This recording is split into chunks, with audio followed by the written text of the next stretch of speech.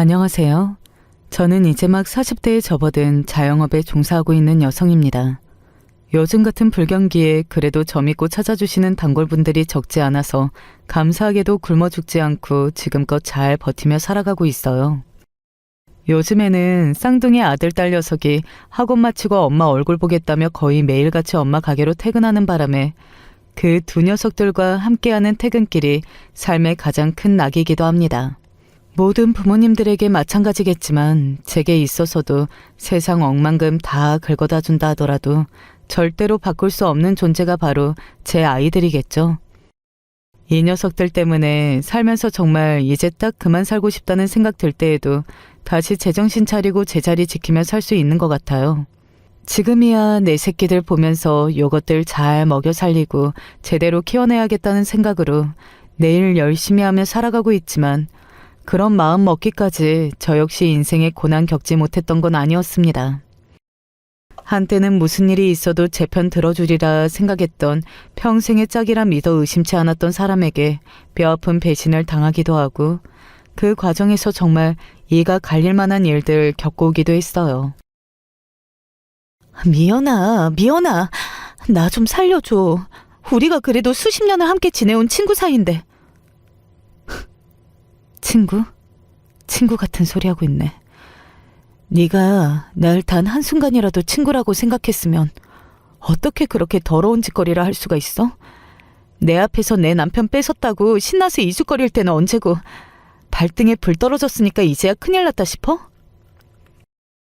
내 남편의 외도 제가 직접 겪게 되기 전까지는 그저 다른 집 여자들한테만 생기는 일일 거라고 생각했어요. 요달리 깨가 쏟아지는 부부 사이는 아니었다 하더라도 같이 유전자 반씩 섞인 아이들까지 낳고 사는 남편과는 부부로서의 굳건한 신의가 있다고 믿어 의심치 않고 살아왔습니다.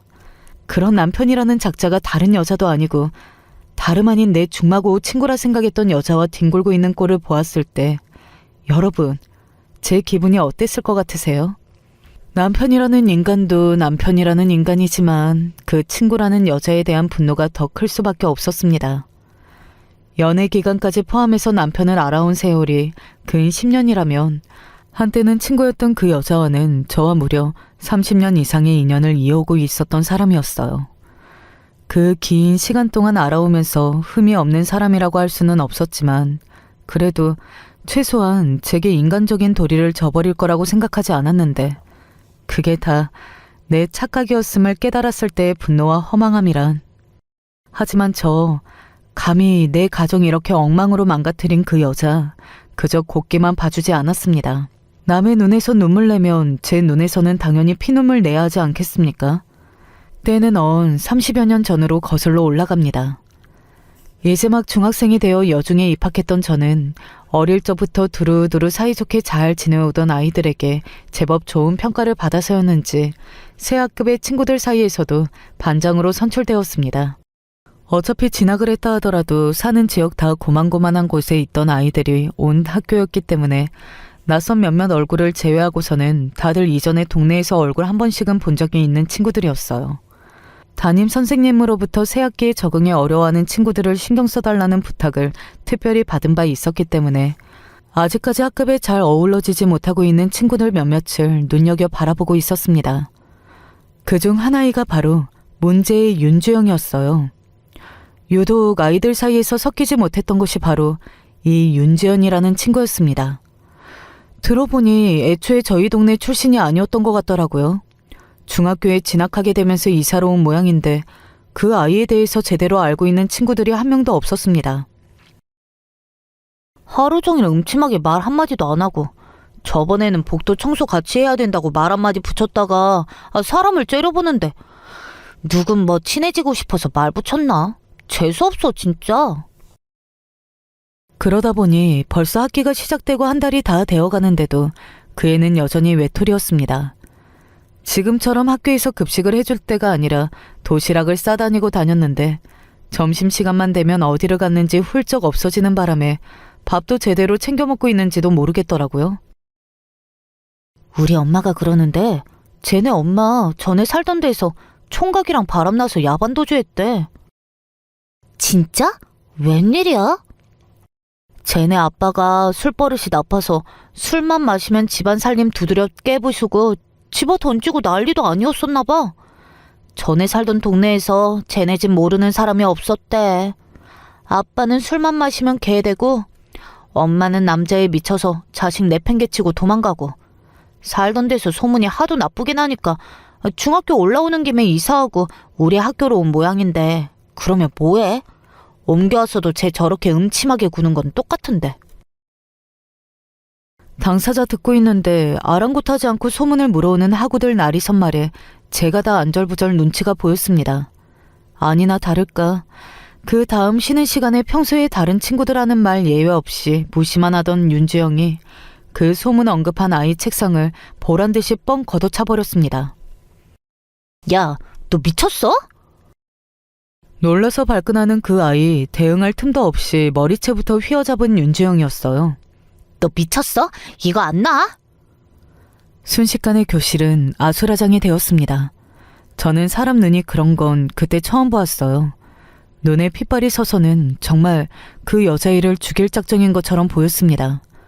반장인 제가 뜯어말려도 소용이 없어서 결국 담임선생님까지 호출하게 되었고 그 일로 머리채 잡힌 아이의 부모님과 윤주영의 아버지까지 학교로 소환되는 등 한동안 학교가 이 일로 시끌시끌했습니다. 그나마 내키지 않아도 학교 일 때문에 한 번씩 아이들이 드물게 말을 붙이곤 했는데 그 후로는 일절 윤주영 곁에 다가가는 아이들이 없었습니다. 아마 부모들 사이에서도 소문이 돌았던 모양입니다. 잘못 건드리면 무슨 짓을 당할지 모르니 학부모 차원에서 선생님께 항의도 들어갔던 모양인지 이제 눈에 띄게 그 아이를 따돌림에도 불구하고 선생님도 쉽게 문제를 해결하기 곤란하신 것 같더라고요. 솔직히 그날 윤주영의 핏발 서 있던 눈을 생각하면 저도 무서운 마음이 들지 않았다고 하면 거짓말이겠지만 그럼에도 불구하고 상황이 윤주영에게 가혹하다는 생각이 들었습니다. 그도 그럴 것이 사실 처음에 잘못한 건 피해 학생이었잖아요. 소문의 사실 여부를 떠나서 한창 사춘기로 민감한 아이 입장에서 면전에서 전해 듣기로는 잔인한 말이었습니다. 그게 사실이었다면 상처는 더욱 컸겠죠.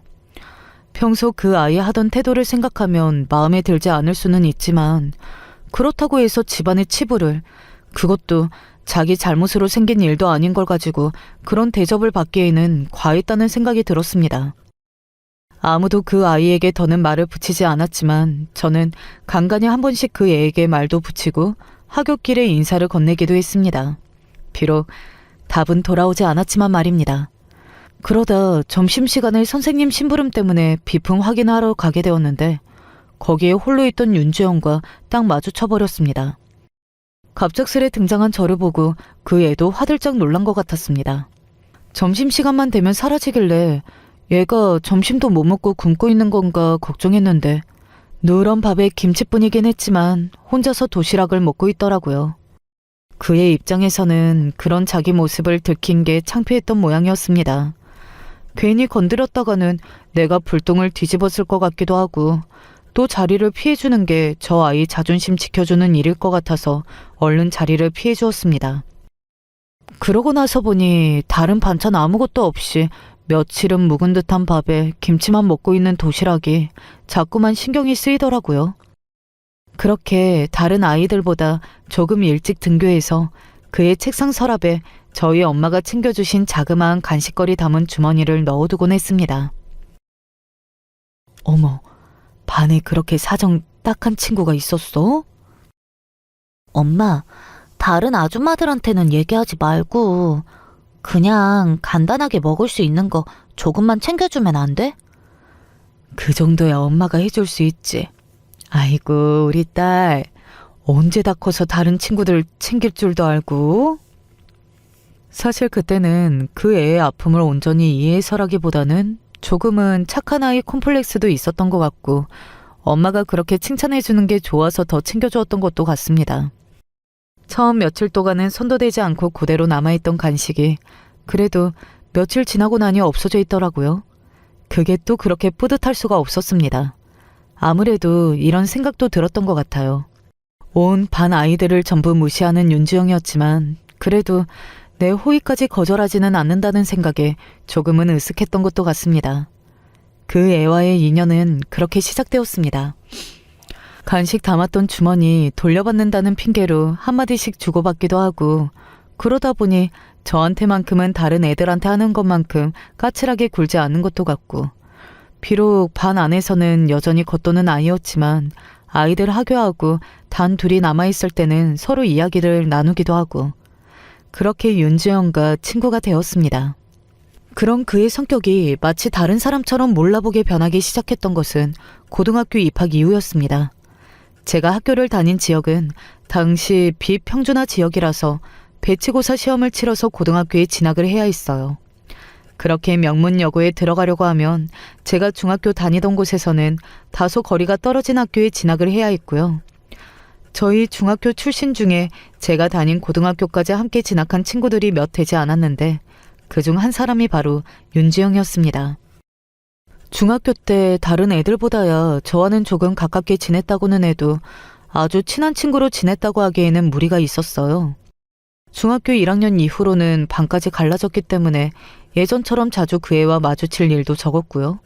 그러는 동안 그 애가 학교에서 다소 논다고 하는 질이 별로 좋지 않은 친구들과 어울린다는 소리를 듣기는 했지만 그건 역시 뜬 소문인지 실제로 그 애들과 어울려 다니는 모습을 본 적은 없었습니다. 하지만 그러고도 고등학교 때 같은 학교에 진학했다고 하길래 상황이 좋지 않은 와중에도 참 공부를 열심히 했겠구나 하는 생각이 들었습니다. 고등학교 때는 제가 아니라 그 애가 먼저 저한테 다가왔어요. 안녕, 미연아. 우리 또 같은 학교 다니게 됐네. 앞으로 잘 지내보자. 어? 그래. 나도 반가워. 잘 지내보자. 솔직히 그 애가 저한테 먼저 다가왔을 때 좀 당황스러웠습니다. 아무리 봐도 예전 같지가 않았거든요. 일부러 사람들 시선을 피하려는 목적인 듯 눈을 덥수룩하게 가리고 있던 앞머리를 짧게 자르고 머리도 당시 유행하는 모양새로 미용실 가서 반짝거리도록 펴놓고 얼굴을 많이 가리고 있을 때는 몰랐는데 그렇게 꾸며놓고 젖살도 빠진 모습을 보니 예전보다 훨씬 밝고 예뻐 보이기도 하고 꼭 딴 사람처럼 느껴졌어요. 어찌되었던 그 애에게 잘 되었다는 생각이 들었습니다. 비록 제가 알던 그 아이가 아니라 낯설게 느껴지기는 했지만 중학교 시절이 즐겁지 않았던 만큼 고등학교 진학하면서는 새롭게 생활하고 싶다는 마음이 들었을 수도 있고요. 어찌되었든 그 아이에게는 항상 안타까운 마음이 있었다 보니 나와 친하게 지내지 않는다 하더라도 다른 친구들이랑 친하게 지냈으면 싶었어요. 1학년 때는 그 애와 같은 반이 아니었는데도 불구하고 수시로 저를 찾아오는 윤지연이었습니다. 사실 내가 중학교 때는 워낙 집안 사정이 안 좋기도 했고 내 상황이 안 좋으니까 괜히 더 자존심만 내세우게 돼서 그때 너한테 도움 참 많이 받았는데 고맙다는 소리도 제대로 못한 게 항상 마음에 걸렸어. 너한테 간식도 꼬박꼬박 받아먹어 놓고 제대로 갚아주지도 못하고. 아니야. 신경 쓰지 않아도 돼. 그거 우리 엄마가 평소에 챙겨주던 건데 양이 많아서 안 그래도 나도 네가 같이 먹어줘서 오히려 고마웠어. 아, 정말? 너희 어머니가 챙겨주신 거야? 괜히 부담스러워할까 싶어 한 말이었는데 제 말에 눈을 반짝이는 윤주영이었습니다. 한사코 저희 엄마한테 감사 인사를 드려야 한다며 저희 집까지 쫓아오는 바람에 저희 엄마에게 인사까지 드리게 된 윤주영이었어요. 어머, 네가 주연이구나. 우리 미연이가 그동안 참 얘기 많이 했는데 이렇게 예쁜 친구인 줄은 또 몰랐네. 어머니, 제가 그동안 정말 감사했어요. 미연이한테는 중학교 내내 정말 도움을 많이 받았는데 어머니께도 항상 맛있는 간식 받아먹고 이 은혜를 어떻게 갚아야 할지 모르겠어요. 그거 조금 해준 것 가지고 은혜는 무슨. 앞으로 우리 미연이랑 친하게 잘 지내. 또 먹고 싶은 거 생기면 언제든지 미연이랑 같이 놀러 오고 아줌마가 해줄게. 정말요? 감사합니다.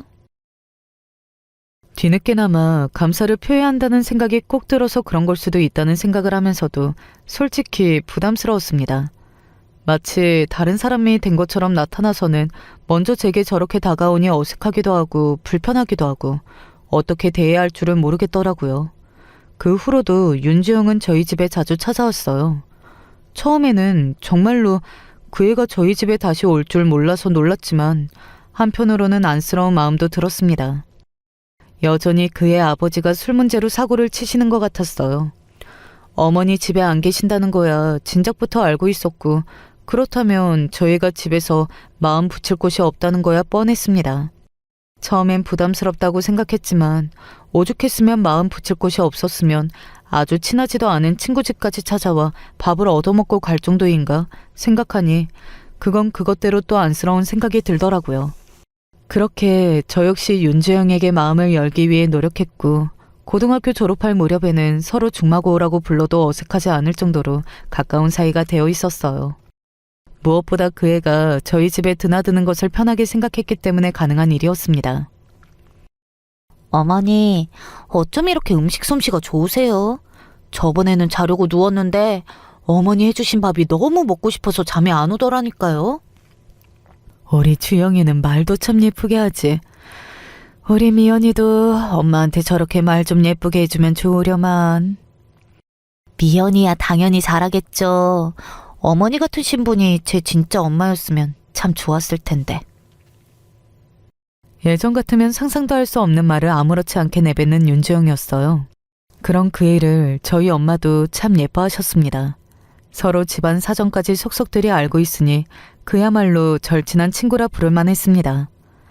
수도권의 대학으로 진학을 하고 윤주영은 저희 고향에서 그리 멀지 않은 지방 대학에 합격해 다니면서도 서로 연락도 자주 주고받았습니다. 나는 고등학교 내내 너랑 같은 학교에 가서 너하고 같이 사는 게 꿈이었는데 너무 아쉬워. 그러게, 나도 너무 아쉽다 얘. 사실 그 애가 저보다 성적이 약간 모자라기도 했지만 저와 성적이 거의 비슷하다고 했더라도 제가 다닌 학교에 진학하기는 어려웠을 거예요. 당시 다니던 대학교도 형편이 어려운 학생들에게 들어온 후원을 통해서 갈 수 있었던 거고요. 가끔은 그 아이가 제가 다니고 있는 학교에까지 놀러 오는 경우도 잦았습니다. 미연이 친구 자주 보네? 그러게, 내가 워낙 우리 미연이를 좋아해서 말이지. 고등학교 때 그렇게 붙어있던 애들도 대학 따로 가고 나면 서로 대학 활동한다고 바빠서 소원해지던데. 니들 사이도 참 어지간하다. 제 대학 동기들도 이제는 그 애를 알아볼 정도였습니다. 그렇게 얼굴 보는 일이 잦아지다 보니 제 대학 친구들과도 가깝게 지내기도 했고요. 대학 들어가고 나서는 더 자기 외모에 맞는 꾸밈새에 신경을 쓰기 시작해서 제가 보기에도 제법 예쁘장하다는 생각이 드는 윤주영이었습니다. 저 통해서 그 애한테 다리 놔달라고 부탁하는 대학 친구들도 있었을 정도였어요. 언감생심 제 친구 탐내는 어설픈 녀석에게는 절대 소개시켜주지 않겠다고 생각했죠. 가뜩이나 가정사로 인해 상처가 많은 친구였습니다. 이왕이면 외로움이 많은 친구에게 좋은 사람 소개해주고 싶었습니다. 에이, 나는 미연이 너랑 노는 게 제일 재밌어. 그렇게 몇 번 제가 소개하는 자리 주선하려 해도 항상 그런 말로 거절하는 윤주영이었습니다. 그러다 좋지 않은 소식이 제 귀에까지 들려오게 되었어요. 야, 걔는 우리 학교도 아니면서 왜 뺀질나게 여기 들락거리면서 남자들한테 꼴이나 치고. 그게 무슨 소리야? 알고 보니 저 보러 여기 찾아오면서 안면을 익힌 제 대학 동기가 전에 만나던 남자친구와 윤지연이 만나고 있다는 겁니다. 저한테는 그런 이야기 한 번도 한 적이 없어서 솔직히 잘못 알고 하는 소리인 줄 알았어요. 걔 예전부터 내 가방이니 옷 입는 거면 뭐냐고 꼬치꼬치 깨무더니 내가 기분 나빠서 얘기 안 해줬더니 내가 만나던 애한테까지 연락하고. 걔 하는 짓이 왜 그렇게 음흉해? 설마 일부러 그런 거 아니겠지. 아니라니까 그러네. 문제의 그 친구가 잔뜩 약이 올라서 화를 냈지만 솔직히 지금 만나고 있는 남자친구를 빼앗긴 것도 아니고 예전에 만난 사람과 만난다는 그것도 아직 사실 여부를 확인할 수 없는 말을 가지고 섣불리 오랜 친구를 의심할 수는 없었어요. 제가 조심스럽게 운을 떼자 오히려 난감해하는 윤지영이었습니다. 실은 그 오빠가 예전부터 나한테 관심 있다고 자꾸 연락을 하는데 나도 중간에서 곤란했어. 걔 입장에서는 오해를 했을 수도 있겠다. 그럼 정말로 그 오빠 만나는 건 아니야? 아니지. 만났으면 내가 너한테 제일 먼저 얘기했겠지. 안 그래? 그렇지. 그때까지만 하더라도 그 둘 사이에 뭔가 오해가 있겠거니 그렇게만 생각했어요. 하지만 그 후로도 비슷한 일이 몇 번 더 생겼습니다. 한두 번이면 모르겠는데 제 주변 사람들이 들쑤셔지는 일이 이렇게 여러 번 반복이 되다 보니 저도 대학 친구들 사이에서 입장이 애매해졌습니다. 윤주영은 또 윤주영대로 친구인 자기 말 믿어주지 않는다며 화를 냈어요. 너 지금 좋은 대학 갔다고 나 같은 애는 더는 안 하십다는 거야? 어떻게 나보다 친구 된 지 얼마 되지도 않은 애들 말을 더 믿어줄 수가 있어? 주영아, 내가 너한테 뭐라고 그러려고 이러는 게 아니잖아. 너도 그럴 의도가 없다고 하더라도 상대방 입장에서는 자기하고 얽혔던 남자랑 네 사이에서 자꾸 말이 나오는데 네가 그럴 의도가 없다 하더라도 조심을 하는 게 맞지. 됐어. 너한테 걔들 하는 말이 내 하는 말보다 더 중요하다 이거지? 그렇게 욱해서 화를 내고는 연락을 뚝 끊어버린 윤지영이었습니다. 처음에 저도 황당했지만 그래도 못할 말을 한 건 아니었다 생각했거든요. 초반에 그의 편 들어준다고 도리어 대학 친구들 사이에서 제 입장이 난처해진 적이 한두 번이 아니었습니다. 그런 일 여러 번 겪고 나니 그 애한테 그럴 의도가 있었든지 없었든지 간에 조심을 하게 만드는 게 맞다고 생각했고요. 저도 저지만 가뜩이나 남자애들 사이에서 소문이 좋지 않게 나고 있다고 하는데 그애 생각해서라도 할 말은 하는 게 맞다는 생각이 들었어요. 그렇게 저 역시 굽히지 않고 며칠 연락을 안 하니까 잔뜩 기가 죽어서 찾아온 윤지영이었습니다. 미연아, 그때는 내가 너무 서운해서 말이 심하게 나갔어. 네 말대로 앞으로는 내가 진짜 조심할 테니까 화 풀어, 응? 내가 화가 나서가 아니라 네가 걱정이 돼서 그래. 내 친구 함부로 말하는 거 나도 듣기 싫단 말이야. 알았어. 내가 정말 잘못했어. 그러니까 나랑 절교하지 마, 응? 결국은 정이 고픈 친구라고 생각하니 또 제 마음이 약해졌습니다. 저 역시 윤주영을 떼어버리려고 한 말이 아니라 진심으로 걱정해서 한 말이었으니 그 사과를 받아주었고요. 그 이후로는 제 주변 친구들 같은 문제로 건드리지 않아서 이제 그 애도 깨달은 바가 있어 조심을 하나보다 하고 생각했습니다. 그러는 동안 저도 대학생이 되어서 첫 남자친구가 생기게 되었고 연애하랴 학교 생활하랴 바빴습니다. 윤주영에게도 남자친구가 생겼다고 했어요. 드물기는 하지만 넷이서 함께 만나 식사도 하고 즐거운 시간을 보내기도 했습니다. 아무래도 저희 학교 찾아오면서 문제가 생겼다 보니 예전만큼 그 애가 저 다니는 학교에 찾아오는 일은 확실히 줄어들었어요. 서로 얼굴 보는 일이 예전만큼 많지 않아졌지만 그 애도 연애하면서 자기 학교 생활하느라 바쁠 테니 이게 맞다는 생각이 들었습니다. 한창 취업 준비로 정신없이 바쁠 무렵 윤지영에게서 연락이 왔습니다. 미연아, 나 결혼해. 내 부케 네가 꼭 받아줘야 한다. 만나고 있는 남자친구도 학생이었는데 솔직히 결혼 이야기 듣자마자 걱정이 되더라고요. 그의 본가 형편은 여전히 좋지 못한 편이었습니다. 윤주영도 아직 학생이었으니 이렇다 할 수입이랄 것도 없었는데 어떻게 결혼해서 살겠다는 건지 그 걱정이 먼저 들더라고요. 그렇게 어렵게 대학 진학했는데 바로 결혼한다고 하는 것도 아깝게 느껴졌고요. 하지만 예비 신랑 보여주겠다며 윤주영이 데리고 온 남자를 보고 그만 입이 떡 벌어지고 말았어요. 윤주영이 결혼하겠다며 데려온 남자는 당연히 제가 만나고 있는 줄 알았던 그 남자친구가 아니었습니다. 대신 우리보다 나이가 15은 많아 보이는 낯선 나이 많은 남자였어요. 알고 보니 남자 나이가 40이라고 하더라고요. 당시 저희 두 사람 나이가 23이었습니다. 무려 17살이나 나이 많은 남자와 대학 졸업하자마자 결혼하겠다고 하는 친구라니. 아무리 이런 문제는 남이 함부로 쉽게 입을 대는 게 아니라 생각했어도 말리지 않을 수가 없었어요. 주영아, 아무리 그래도 우리 나이에 결혼은 너무 이르지 않을까? 학교 다닌 것도 아깝잖아. 졸업하고 돈도 조금 모으고 그런 다음에 결혼해도 늦지 않잖아. 나는 취업해서 힘들게 돈 벌기 싫어. 저 사람이랑 결혼하면 일 안 하고 집안에서 편하게 살 수 있는데 왜 굳이 힘들게 취업까지 하면서 고생해야 하는 건지 모르겠어.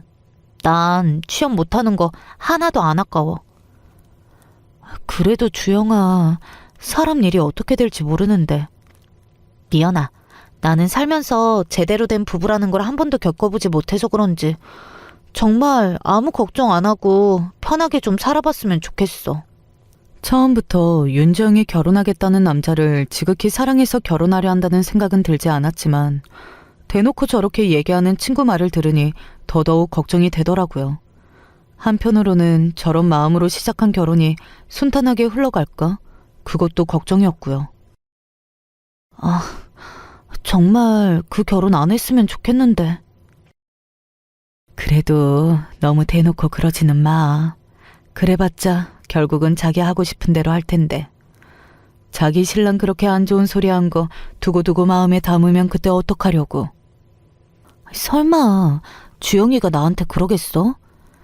시집 가기 전에야 여자친구들하고 껌뻑 죽을 것 같이 굴어도 자기 신랑 생기면 또 모르는 거야. 그러니까 너도 앞으로는 걱정된다고 자꾸 그러지만 말고 적당히 말 걸러서 해. 저희 친정엄마 입장에서는 지극히 현실적인 조언을 해주신 거지만 그때는 그 말이 참 서운하게 들리더라고요. 엄마도 그 애를 그렇게 아끼고 챙겨주셨으면서도 그 순간에는 꼭 남처럼 대하는 것 같아서 서운하기도 했습니다. 하지만 결과적으로 그건 맞는 소리였어요. 남녀 문제, 특히 부부간 문제를 다른 사람들이 끼어들어봤자 좋은 소리 듣기는 어렵죠.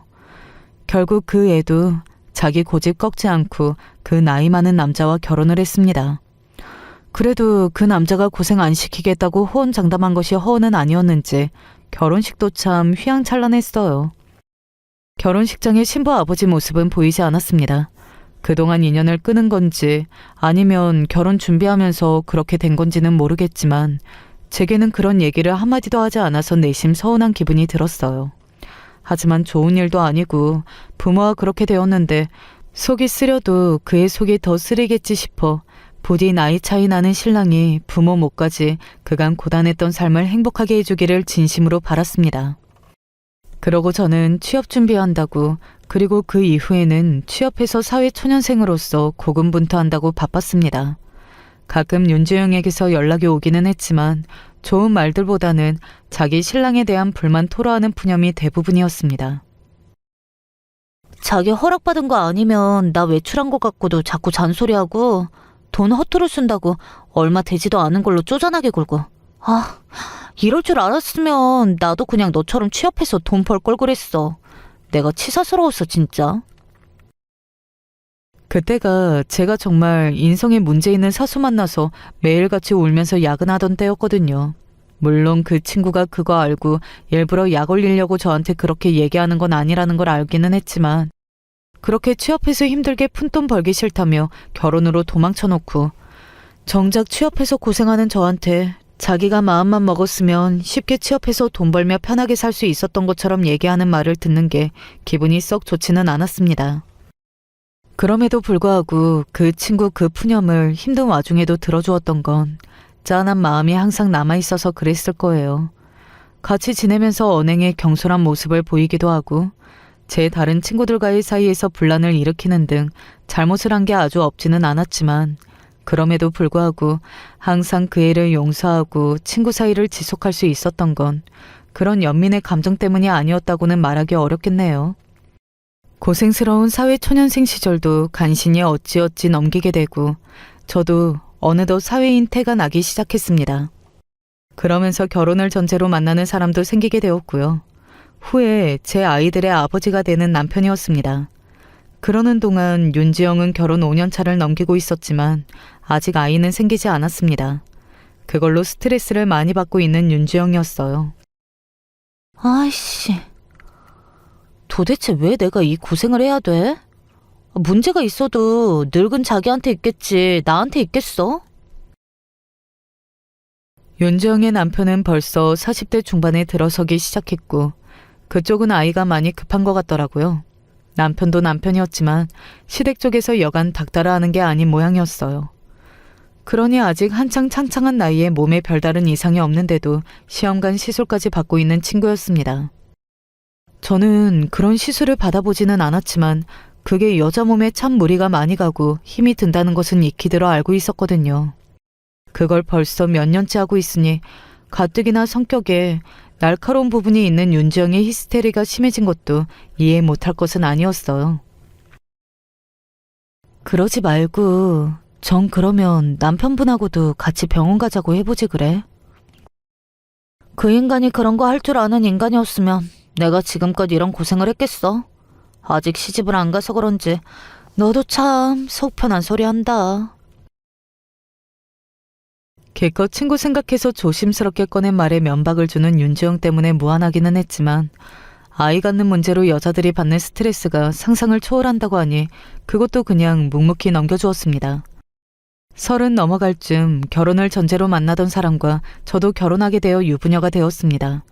사실 그 당시 회사를 다니고 있었기 때문에 서로 상황 잘 조율해서 아이는 2, 3년 후쯤으로 생각하고 있었는데 결혼한 지 얼마 안 되어서 덜컥 임신이 되었어요.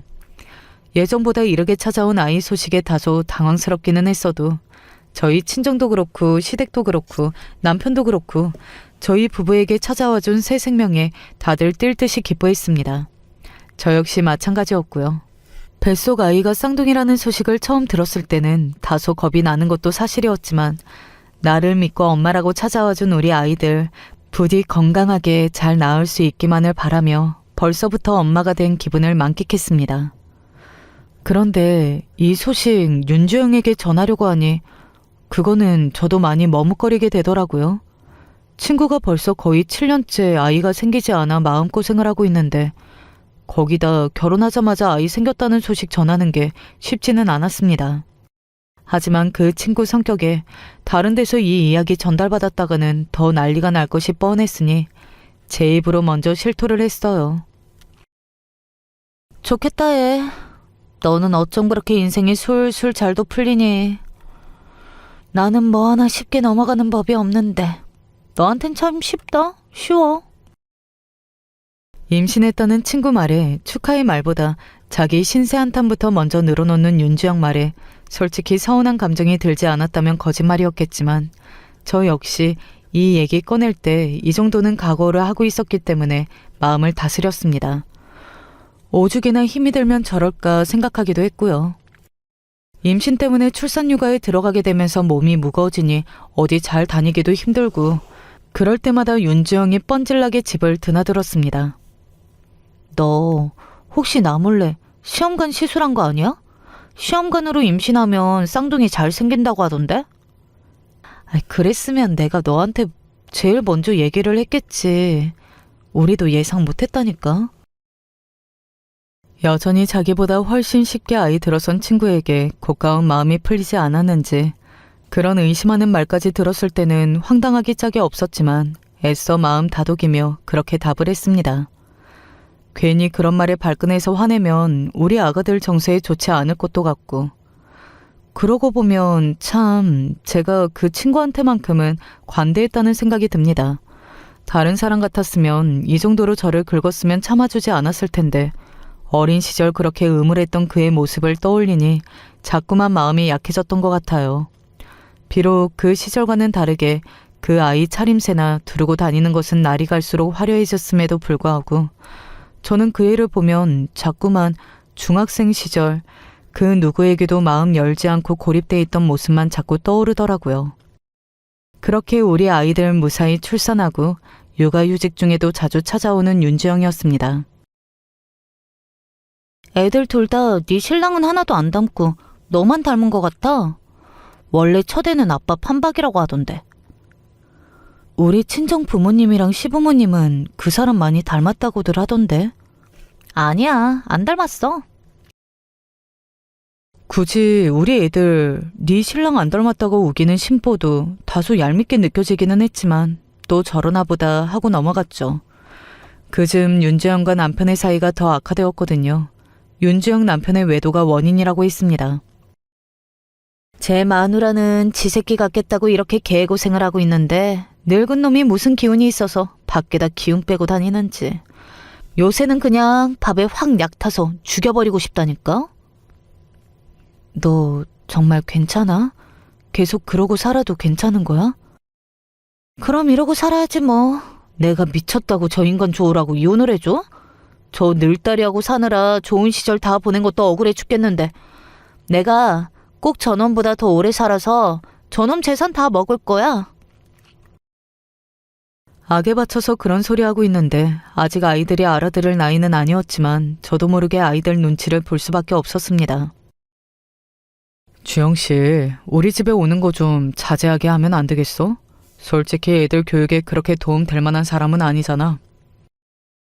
그렇다고 자기 남편 바람나서 저렇게 힘들어하는 애를 어떻게 내쳐. 남편은 처음부터 윤지영 그렇게 좋아하지 않았습니다. 말 함부로 툭툭 내뱉는 거나 친구인 저한테라도 예외가 없는 행동들을 처음부터 거슬려 했던 남편이었어요. 아이 생기고 나서는 더했죠. 그쪽 사정이 딱한 건 딱한 거고 그렇다고 자기 안 좋은 일 생길 때마다 그거 다 당신한테 풀어내는 건 좀 심하잖아. 당신이 안타까운 마음에 더 받아주고 그러는 건 알겠는데 그래도 우선순위는 확실히 해야지. 남편의 말이 그러니까 윤지영보다 윤지영의 행동으로 우리 아이들 나쁜 영향 받지 않도록 신경을 쓰라는 뜻이었습니다. 사실 그게 틀린 소리가 아니기도 했고요. 그 애한테는 미안했지만 저도 이혼할 생각은 눈꼽만큼도 없다고 하면서 자기 남편 욕을 제게 퍼붓는 윤지영 감당하기가 점점 지치기도 했고요. 그렇게 이래저래 핑계를 대가며 윤지영이 저희 집으로 찾아오는 것만큼은 빈도수를 줄이려고 시도했고 집안에서 아이들 있는 데서 윤지영 만나는 일은 차츰 줄어들기 시작했습니다.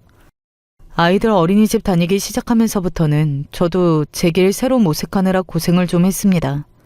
그러던 와중에 저 옛날에 일하던 직장에서 절 좋게 봐주신 사수가 감사히도 동업을 제안하는 바람에 가게 준비한다고 눈코뜰 새 없이 바빠지기 시작했습니다.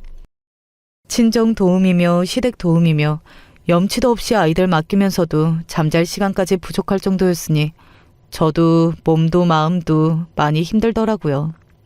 그런 와중에까지 밤늦게까지 저한테 전화해서 제 남편에 대한 폭언을 퍼붓는 윤지영 말을 듣고 있자니 저도 더는 못 듣고 있겠더라고요. 주영아, 정말 미안한데 나 어제도 2시간밖에 못 잤어. 일단 나 눈 좀 붙이고 얘기하면 안 될까? 너는 친구가 이렇게 힘들다는데 너 피곤하니까 끊고 자겠다는 소리가 나와? 너 어떻게 사람이 이렇게 냉정할 수가 있어? 내가 오죽하면 이러겠어. 다른 사람은 몰라도 너는 그러면 안 되지. 너 네 인생 술술 잘 풀리니까 남 힘든 건 우스워? 너 진짜 이기적이야. 알아? 그동안 참은 게 적지 않아 그런지 그 이기적이라는 단어에 저도 그만 폭발해버리고 말았습니다. 이기적이라니? 그렇게 따지면 지금 네 행동이 이기적이라는 생각은 안 해? 너야말로 정말 너무한다. 그러고는 그냥 전화를 확 끊어버리고 누웠습니다. 얼마나 열이 받았는지 피곤해서 쓰러질 것 같은데도 너무 기분이 안 좋아서 잠은 안 들고 정말 최악이었어요. 이래서 사람이 받아주기만 하면 안 된다고 하는지 100번 참아주다 정 힘들어서 한번 말한 걸 아주 막대먹은 인간 취급까지 당하니 얘가 진짜 친구가 맞나 하는 생각까지 들더라고요. 저도 여간 화가 많이 난 게 아니라 윤지영 달래줄 생각 같은 건 하지도 않았습니다. 게다가 이제 개업을 목전에 두고 있어 그걸 신경 쓸 여력도 없었고요. 개업 후 몇 달간은 윤지영은커녕 내 새끼도 얼굴도 겨우 짬내서 보는 판에 더더욱 그럴 수도 없었고요. 아마 그 몇 달이 그 애와 친구가 된 뒤 연락하지 않은 가장 긴 시간이었을 겁니다. 한숨 돌리고 나니 그의 생각이 나긴 했지만 이번만큼은 제가 굽히고 들 일이 결코 아니라 생각했기에 불어 연락하지 않았어요. 조금 숨을 돌렸다고는 해도 여전히 바빴기 때문에 조금이라도 시간이 나면 제 식구들한테 쓰려고 노력했고요. 그러는 와중에도 아직 개업 초반이라 거래처 선점에 여념이 없었기에 동업하는 사수와 번갈아 지방 출장도 다녀야 했습니다. 여보, 진짜 미안. 이번 출장 다녀오고 나면 하루 쉴 수 있으니까 그때는 우리 애들이랑 다 같이 시간 보내자. 쓸데없는 걱정을 하고 있어. 애들 걱정 말고 내려가서 일 잘 보고 오고. 우리 애들 양팔에 안고 주말에까지 일하러 내려가는 아내를 배웅해주는 남편이었습니다. 요즘 워낙 시간이 없어 대화가 부족하긴 했지만 저 사람 없었으면 내가 어떻게 애들을 두고 이 바쁜 일을 할 수 있었을까 싶어 고마웠어요. 막상 그렇게 빠듯한 일정으로 출장을 내려갔는데 갔더니 그쪽에서도 갑작스러운 일이 터졌는지 당일에 미팅 참석이 어려울 것 같다는 연락이 왔습니다. 1박 2일 일정이었는데 갑작스럽게 떠버린 시간에 당황한 것도 잠시, 어차피 이 일 어그러졌는데 내 새끼, 내 남편 얼굴이나 더 보자는 생각이 들어 곧장 집으로 향했습니다. 도착하니 자정이 다 되어가는데 아이들은 다들 자는지 집안이 고요했습니다. 남편은 이 시간에 잠드는 사람은 아니었기에 하루 일찍 출장에서 아내가 돌아왔을 줄 꿈에도 모를 남편을 놀라게 해줄 심산으로 까치발을 들고 우리 안방으로 향했습니다. 그리고는 벌컥 방문을 열어 젖혔습니다. 짜자, 놀랐지? 남편을 놀라게 해주려 깜짝 등장했는데 도리어 놀라게 된 것은 저였습니다. 저를 보는 남편은 마치 귀신이라도 본 듯한 경악한 표정이었습니다. 그도 그럴 것이 혼자 있을 거라 단 한 채의 의심도 하지 않았던 남편은 실오라기 하나 걸치지 않은 차림이었습니다. 그리고 그 옆에 역시 옷 한 자락 걸치지 않은 여자의 인형이 감히 내 침실에, 나와 남편의 침실에서 꾸물거리고 있었습니다. 하지만 아직 놀랄 일은 끝나지 않았더군요. 이윽고 드러난 그 얼굴은 제게 너무나 익숙해서 소름이 끼쳤습니다. 맞아요. 몇 달 전 제게 그렇게 악다구니를 써놓고 사과 한마디 없이 연락을 끄는, 중학 시절부터 벌써 30년 가까이 내 친구를 자처한 바로 그 윤주영이었습니다. 네가 어떻게? 여보, 그게 아니라. 부정의 현장을 제게 들켜놓고도 뭐가 그렇게 신이 나는지 신나게 웃어 제끼는 윤주영이었습니다. 그 여자 웃는 낯짝이 악마의 현신과도 같이 느껴질 지경이었어요. 그 와중에 슬금슬금 침대 옆 바닥에 놓인 옷가지로 손을 뻗는 남편이라는 놈을 보고 그 년놈들 벗어놓은 옷가지를 낚아채다 패대기를 쳤습니다. 이 더러운 것들, 이 쓰레기 같은 것들. 그대로 남편놈 귀싸대기로 후려치고는 똑같이 윤지영의 귀싸대기도 후려쳤습니다. 여보, 내가 다 설명할게. 그렇게 한심한 여자 취급하며 윤지원 욕을 하던 놈이 마누라 없는 틈을 타 제 새끼들 있는 집에, 그것도 제 마누라랑 같이 쓰는 침대에 저것을 끌어들여요? 저놈 미친 건 말할 것도 없었지만 윤주영은요. 그간 그렇게 저한테 집착에 가까운 언행을 하며 친구 행세를 한 여자였습니다. 저게 사람이면 어떻게 다른 놈도 아니고 내 남편을 어떻게 감히 내 침대에 기어 들어올 생각을 합니까? 저게 저한테 자격지심 가지고 있던 걸 모르지는 않았으나 어떻게 그렇다고 해서 이렇게 끔찍한 짓을 벌일 수가 있어요. 미연아, 어떡하니?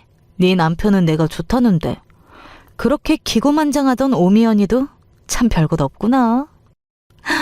너 나더러 그렇게 이혼하라고 하더니 너는 이제 어쩔 셈이야? 너 놔두고 나한테 신나게 엉겨붙던 놈인데 너도 그냥 이참에 이혼해라 얘. 저한테 얻어터져서 시뻘개진 명상 보여지고도 신이 나서 나불대는 주둥이었습니다. 그 꼴을 보고 저거 절대 가만두지 않으리라 이를 뿌듯가며 핸드폰을 꺼냈어요. 저것들 내 방 침대에서 벗고 뒹구는 꼴을 사진에 동영상까지 찍는 동안 남편 놈은 허둥지둥 저 막아보려 했지만 옷까지 다 빼앗긴 판국에 더 적나라한 증거나 보여줄 판이었습니다. 야, 그거 찍어봤자 아무 소용없어. 너 이혼하는 데면 몰라도 나 그 인간하고 지금 이혼 소송 중이거든? 어차피 소송 중에 딴 놈 만난 거 불륜 증거도 안 되는데. 뭐 상간녀 소송이라도 걸려고? 뭐 그러든가? 어차피 그놈 재산 뜯어내면 그거 몇 푼 되지도 않는데 너 이 꼴 만들고 구경하는 값으로 그 정도는 쳐주지 뭐.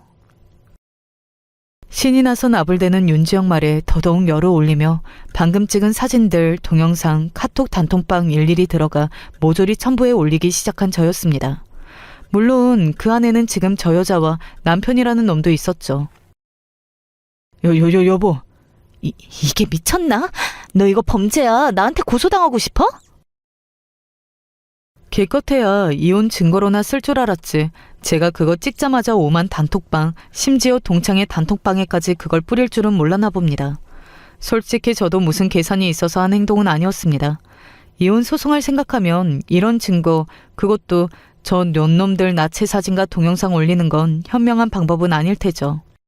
하지만 현명이고 뭐고 당장 저도 눈깔 돌았는데 그런 생각까지 하지는 못했습니다. 당장 저 년놈들 더러운 짓거리를 세상 사람 그 누구도 모르는 사람 없도록 까발리는 거기에만 생각이 꽂혀 있었어요. 당장의 단톡방이 폭발할 지경이었습니다. 이거 미친년 아니야? 전부터 소문 더럽더니 이 나이 처먹고도 재버릇해 못 쳤구나. 그래도 불쌍하다고 미연이가 그렇게 싸고 돌았는데 얘 안 돼서 어떡하니? 그 와중에 메시지 하나가 제 눈에 꽂혔어요. 이 때려 죽일련? 아직도 남의 남편한테 개처럼 침 흘리는 천박한 버릇을 못 고쳤어? 거기에는 동영상 하나가 첨부되어 있었습니다. 바로 그 동창의 남편과 제 눈앞에 저 미친 여자가 뒹구는 모습이 찍힌 동영상이었어요. 하, 그러면 그렇지. 더러운 년이 어디 저 인간한테만 꼬리를 쳤겠어? 왜? 얘 남편이랑도 이혼 소송 중에 뒹굴었니? 올라온 동영상을 확인하고 실시간으로 윤주영 얼굴이 핏기가 싹 빠지는 게 보였습니다. 이런 것까지 기대하고 하는 행동은 아니었는데 대어를 낚아도 아주 제대로 대어를 낚은 겁니다. 방금까지 제 앞에서 감히 건방지게 주둥이를 놀리던 것이 채 옷도 갖춰 입지 못하고 벌거벗은 채로 제 앞에 철퍼덕 무릎을 꿇고 주저앉았습니다. 미연아, 흥분을 좀 가라앉히고 내가 일부러 그런 게 아니고 저놈이 나한테 먼저 꼬리쳤어. 저 미친 여자가 지금 뭔 헛소리를 짓거리는 거야? 미연아, 이거 우리 남편 귀에 들어가면 나 죽어. 내가 그 늘다리 밑에서 지금껏 어떻게 버텼는데. 미연아 제발. 발등에 불 떨어지자 그제야 제 앞에서 비는 그 더러운 여자 머리채를 휘어잡았습니다. 죽어 이 더러운 거사. 그동안 하고 사는 꼴이 하도 불쌍해서 옆에 붙여줬더니 감히 은혜를 원수로 갚아? 너 같은 건 그냥 죽는 게 나아. 죽어! 미연아. 제게 약점을 제대로 잡혔으니 죽도록 두들겨 맞아도 그만하라는 소리는 못하는 여자였습니다. 그렇게 제 손바닥이 다 아프도록 실컷 두들겨 패준 다음에 곧장 윤주영 남편에게 연락을 했습니다. 이 지저분한 게 그럼 그렇지? 제 어미 보고 배운 게 그것뿐인데 내가 너 이럴 줄 진작 알았다. 제 연락 받자마자 헐레벌떡 뛰어온 윤주영 남편이 또 2차로 윤주영을 잡아댔습니다. 사실 저놈도 온갖 더러운 짓거리 다 한 놈이니 당당할 거 없지만 뭐 그거야 제 할 바 아니고요. 원래 적의 적은 아군이라 하지 않겠습니까? 이걸로 남편 재산 제대로 한탕 해먹을 거라던 윤지영 계획은 물거품이 되었습니다. 아마 제가 충동적으로 저것들 뒹구는 꼴 단톡방에 올리지 않았더라면 그런 대박 증거 얻지도 못했겠죠. 그 동창은 뒤에서 윤지영에게 합의금 받고 남편하고 이혼 안 하고 참고 살았던 것 같은데 그만 제가 올린 거 보고 도저히 우라를 참지 못한 것 같았습니다. 그 친구 표정도 참 후련해 보이는 것이 참 여러 사람에게 윈윈이었다 싶네요. 이혼 소송은 윤지영 남편 도움을 꽤 받았습니다. 돈 있는 인간에게 대박 증거 물어다 주었으니 저도 비싼 변호사 정도는 빌릴 자격 되지 않았겠습니까? 남편 놈 윤지영이랑 놀아난 건 윤지영 말 맞다나 제 이혼해야 더는 완벽할 수가 없는 증거였으니 비싼 변호사들이 공개적으로 불륜 증거 터트린 것도 불륜 목도에 대한 정신적 충격으로 예쁘게 포장해 주어 남편 놈한테서 살던 집에 아이들 친권까지 빼앗아 올 수 있었습니다. 다른 것도 아니고 그 세상 수치스러운 동영상이 쫙 퍼졌는데 말 그대로 완벽한 사회적 매장이었어요. 전 남편 놈도 전 남편이지만 그간 뿌린 씨앗이 많았던 윤주영은 그야말로 천박한 여자의 표상이 되어 있었습니다. 돈 한 푼 못 받고 이혼당한 경력 하나 없는 천박한 여자의 말로가 어찌 될지는 저로서도 참 기대가 되네요. 시원하게 그것들 인생 말아먹으며 이혼에 성공하긴 했지만 마음고생을 아예 안 할 수는 없었습니다. 참 믿을 사람 없다는 생각에 뼈아프기도 했지만 일로 그리고 내 귀한 새끼들 보며 제정신 차리려고 노력을 많이 했습니다. 지금은 제법 안정이 되었고요. 여전히 그것들 불행히 숨겨두는 그 순간까지 끊이지 말라고 저주를 퍼붓지만 그래도 예전만큼 힘이 들지는 않아요. 나 힘든 거 이상으로 윤주영의 남은 인생은 숨쉬는 매 순간이 지옥일 테니 그 생각으로 힘을 내기는 합니다. 남편이라 믿었던 놈과 친구라 믿었던 이에게 동시에 배신당한 제 사연은 여기에서 끝을 맺습니다. 겪지 않았더라면 가장 좋았겠지만 하루라도 빨리 저것들 기만을 알아챈 제 인생의 암덩어리 도려냈음에 오히려 지금은 감사하고 있습니다. 저 가치 없는 것들에게 내 인생 낭비하지 말고 당당히 제일하며 멋진 엄마로 제 아이들과 잘 살겠습니다. 이야기 들어주셔서 정말 감사합니다. 아내와는 결혼을 약속하던 시점부터 정말 많은 우여곡절을 겪었습니다. 제가 여러 가지 사정이 겹쳐가지고 혼인신고도 하지 못했고, 남들처럼 웨딩드레스 입고 턱시도 입고 많은 사람들을 초대해서 축하를 받는 그런 결혼식도 올리지 못했어요.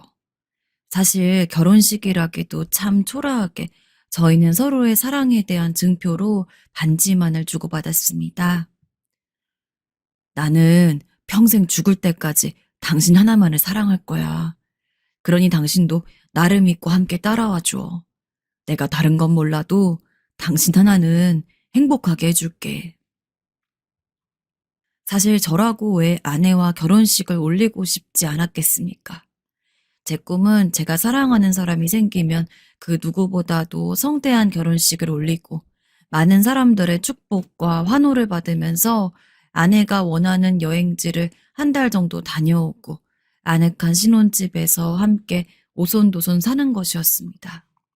그러나 적어도 그 당시에 전 그럴 만한 여력이 되지가 않았습니다. 전 당장 외국에 나가서 일을 해야 했고 아내는 저를 따라서 외국에 올 수가 없는 상황이었어요. 하지만 그렇다고 해서 모든 상황이 다 괜찮아질 때까지 기다리기에는 저희가 서로를 너무 사랑하고 있는 마음이 강했습니다. 비록 서로로도 모든 이에게 저희의 사랑을 증명받을 수도 없는 형편이긴 했지만 그럼에도 반지라도 주고받은 것은 최소한 저희 둘 서로만큼은 서로가 얼마나 사랑을 하고 있는지를 확인받고 확인하게 해주고 싶었기 때문입니다. 그렇게 반지를 교환한 다음에 아내만 홀로 낡은 신혼집에 남겨둔 채 전 곧바로 외국으로 떠났습니다. 내가 꼭 돌아오면 그때 정식으로 프로포즈 할게. 그때는 우리 못 올렸던 결혼식도 올리고 그 누구보다도 행복한 부부로 지내자. 그러나 저는 이 약속을 영원히 지키지 못하게 되었습니다. 상황을 알게 된 것은 제가 외국에 간 지 1년이 넘었을 때입니다. 아주 가끔 가다가 아내와 연락을 하는 것을 제외하고는 일이 너무 바빠서 당장 그걸 처리하는 것만 해도 시간이 부족했습니다. 매일같이 잠을 자는 시간을 아껴가면서 일에 몰두해야 했죠. 그래도 가끔이나마 아내와 연락을 하고 사랑 섞인 달콤한 말들을 주고받는 것이 제게는 유일한 위안이었습니다. 근데 한 3달 정도 아내가 연락이 안 되던 때가 있었습니다.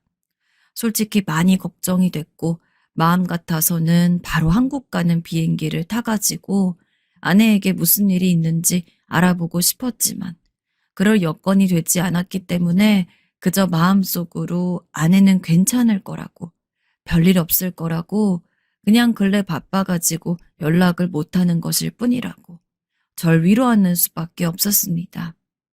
그래도 불안하긴 마찬가지였어요. 결국 그 당시에는 외국에서 한국에 전화를 걸려면 참으로 여러 관문을 통과해야 했기 때문에 횟수가 적긴 했지만 오히려 내가 전화를 자주 못 걸어서 서로 어긋난 거라고 믿고 있었습니다. 그러나 이후 제게 들려온 소식은 충격적이었죠. 바로 아내가 죽었다는 거였습니다. 그 소리를 듣는데 몇십 년이 지난 지금도 그때의 감정이 피를 타고 아직도 생생히 전해지는 것 같습니다.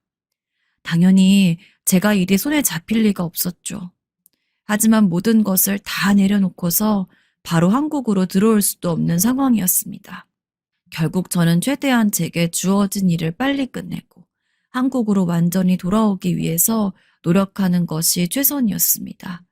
매일같이 아내 생각에 밤잠도 못 자고 일도 안 되어서 미쳐버릴 것 같았지만 그럴 때일수록 더욱더 저를 다독였습니다. 이 일을 해야 얼른 한국에 갈 수 있으니까요. 그리고 결국 아내의 사망 소식을 들은 이후 한 달 뒤 저는 모든 것을 마무리 짓고 이제 지긋지긋한 외국을 떠나서 완전히 한국으로 돌아갈 수 있었습니다. 장모님, 장인어른, 대체 어떻게 된 거예요? 전 한국에 오자마자 바로 아내의 친정집을 찾아갔습니다. 누가 네 장모님이랑 장인어른이야? 우리는 너 같은 놈을 내 딸 남편이라고 생각한 적 추호도 없네. 이제 우리 딸도 이 세상에 없는 마당에 우리가 더더욱 자네랑 이야기할 필요는 없겠지. 당장 나가게. 저를 그렇게 마음에 들어하지 않으시는 건 압니다. 하지만 저 누구보다도 제 아내 사랑했어요. 정말로 죽은 거라면 최소한 아내가 어디에 묻혀 있는지만 알려주세요. 부디 하늘에서는 편안하라고 기도라도 하고 싶습니다. 이미 장례 치른 지 오래되었고 산소가 지어진 지도 꽤 됐네. 그리고 나는 내 딸 산소에 자네가 찾아가는 걸 원하지 않아. 그러니 그냥 원래부터 인연이 아니었다고 생각하고 모르는 사람이었던 것처럼 취급하게나. 우리도 자네 같은 사람 우리 인생에 그리고 내 딸 인생이 없었다고 생각하면 살 거니까. 네? 아니 너무하신 거 아닙니까? 아무리 그래도 서로 사랑했던 사이인데 그 정도는 알려줄 수 있잖아요. 제가 이렇게 빌겠습니다. 제발 명복이라도 빌 수 있게 도와주세요. 네가 지금 여길 어디라고 찾아와서 말도 안 되는 소리 짓거리는 거야? 우리 애가 누구 때문에 죽었다고 생각해? 다 너 때문이야. 너 때문이라고. 네가 우리 애를 외롭게 만든 거다. 그러니 눈앞에서 썩 꺼져. 장인어른과 장모님은 죽어도 저에게 아내가 묻혀있는 산소를 알려주기 싫다면서 막무가내로 저를 쫓아냈습니다. 당연히 저는 한 달은 넘게 매일같이 집 앞에 찾아갔어요. 비가 와도 무릎을 꿇고 문 밖에서 빌면서 제발 아내가 어디 있는지만 알려달라고 이야기를 했고 어떤 날에는 경찰에 신고를 받은 적도 있었습니다. 장인어른과 장모님이 저를 신고하신 거였죠. 더 험한 꼴 보기 싫으면 우리 근처에 얼씬도 말게나. 장모님, 제발요. 장인어른, 제발요. 그러나 그 어떤 취급을 당해도 괜찮았습니다. 아내가 어디 묻혀 있는지만 알면요. 그러나 애초에 장모님과 장인어른은 저와 아내가 결혼하는 것을 지극히 반대하셨던 분들입니다. 장모님과 장인어른은 늘 그렇게 이야기했어요. 저같이 염치도 모르는 놈한테 내 딸 보낼 수 없다고요. 자네같이 없이 자란 집안에서 내 딸을 데려가겠다고? 자네가 잘난 게 뭐가 있나? 돈을 잘 벌어? 아님 학벌이 좋아? 염치도 없지. 어찌 귀한 내 딸을 탐내? 더한 말 듣고 싶지 않으면 썩 꺼져.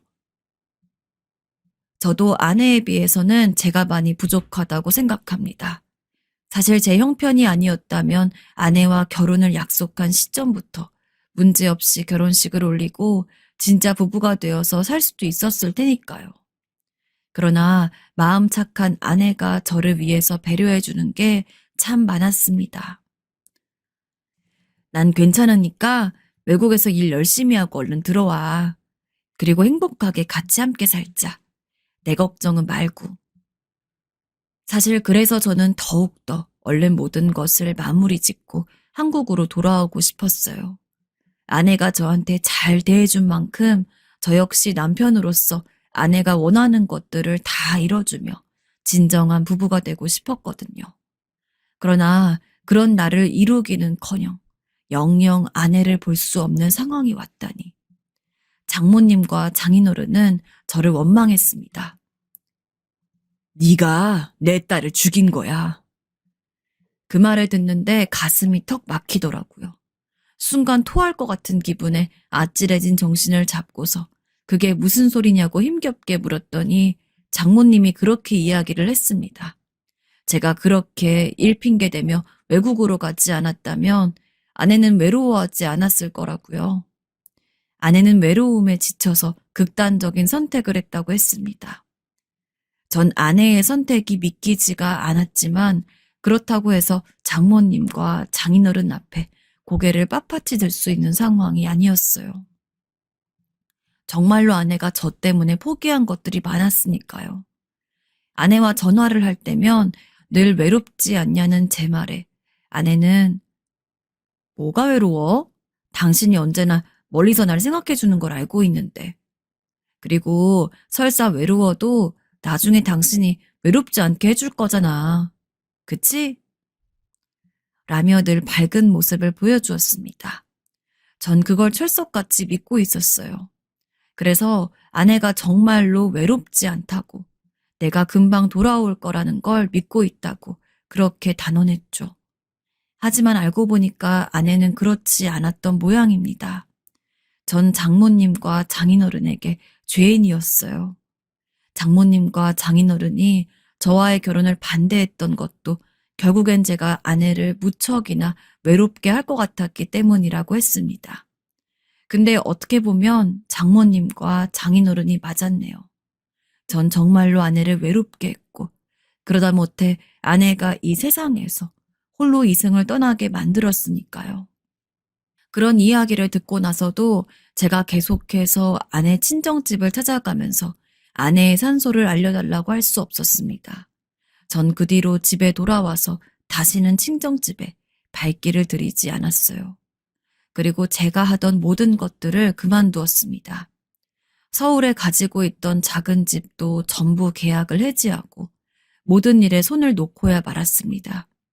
솔직히 삶에 의욕이 없었어요. 마음 같아서는 아내를 따라서 저 역시 하늘에 가고 싶은 심정이었습니다. 하지만 아내 성격상 제가 하늘나라에 간다고 하더라도 어쩐지 반겨줄 것 같지가 않더라고요. 오히려 당신이 왜 여기 있어? 보란 듯이 잘 살아야지. 나 같은 거 있고 보란 듯이 잘 살아야지. 여기가 어디라고 와.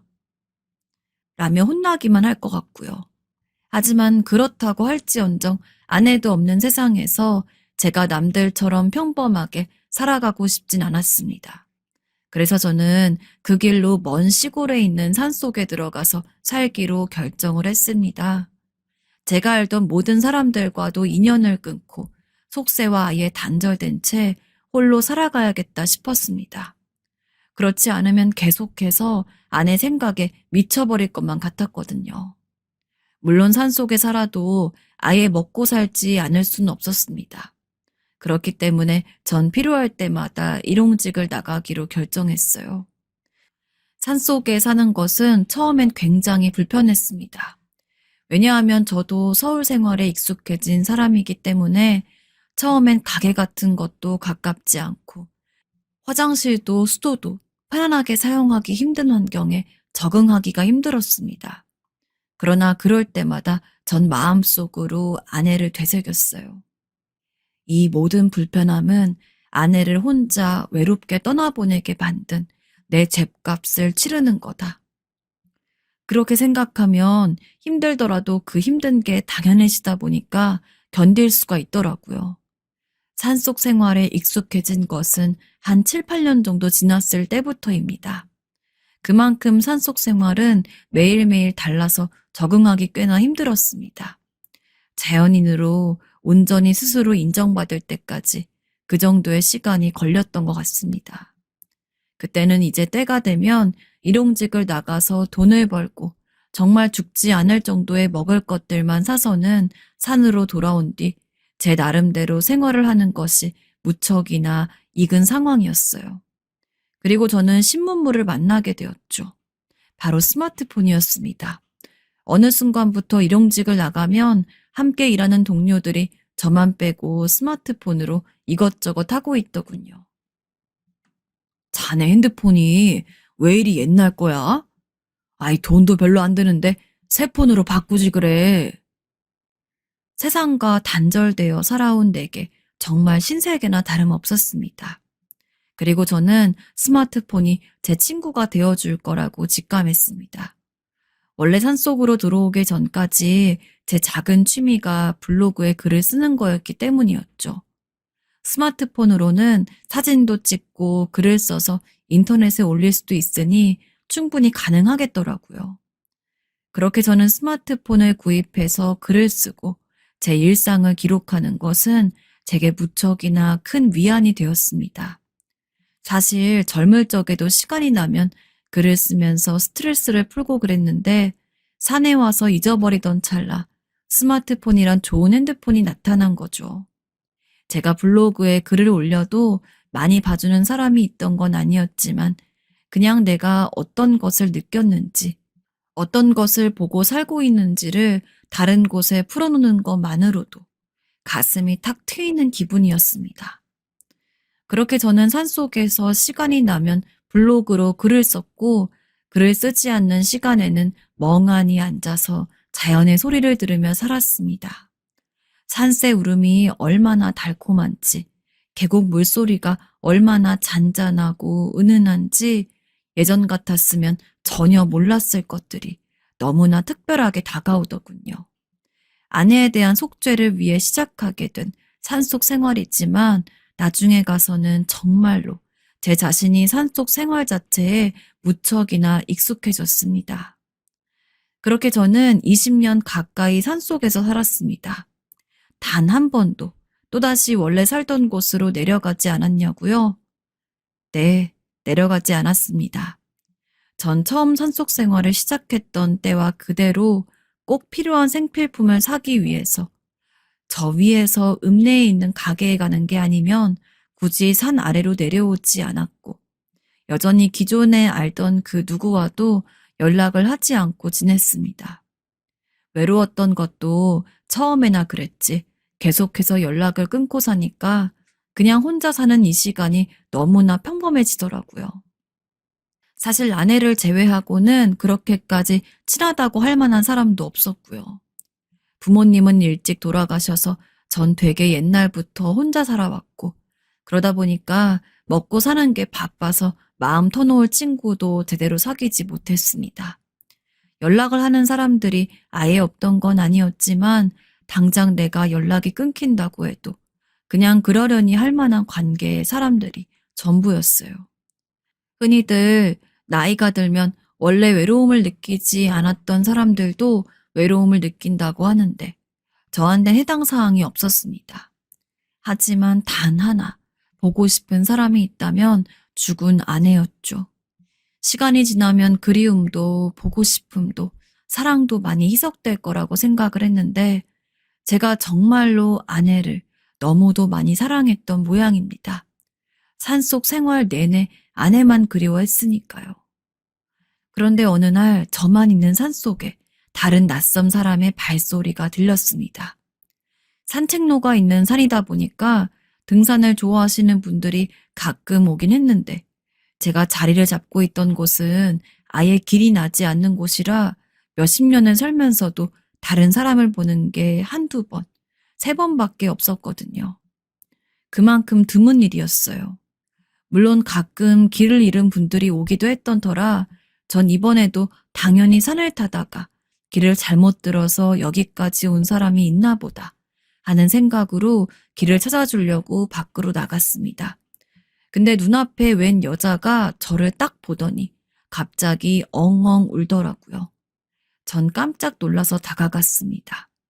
근데 그 여자가 눈물을 흘리면서 다시금 고개를 들고 저를 보는데 순간 저는 제 두 눈을 의심할 수밖에 없었습니다. 눈앞에 있던 그 여자는 이미 몇십 년 전에 제가 외국에 있을 당시 죽은 줄 알았던 제 아내였습니다.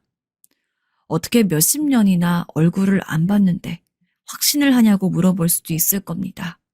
하지만 저는 알 수 있어요. 누가 봐도 그건 제 아내였습니다. 당신 죽은 거 아니었어? 당신이 어떻게 여기 있어? 내가 지금 꿈을 꾸고 있는 건가? 이게 무슨 일이지?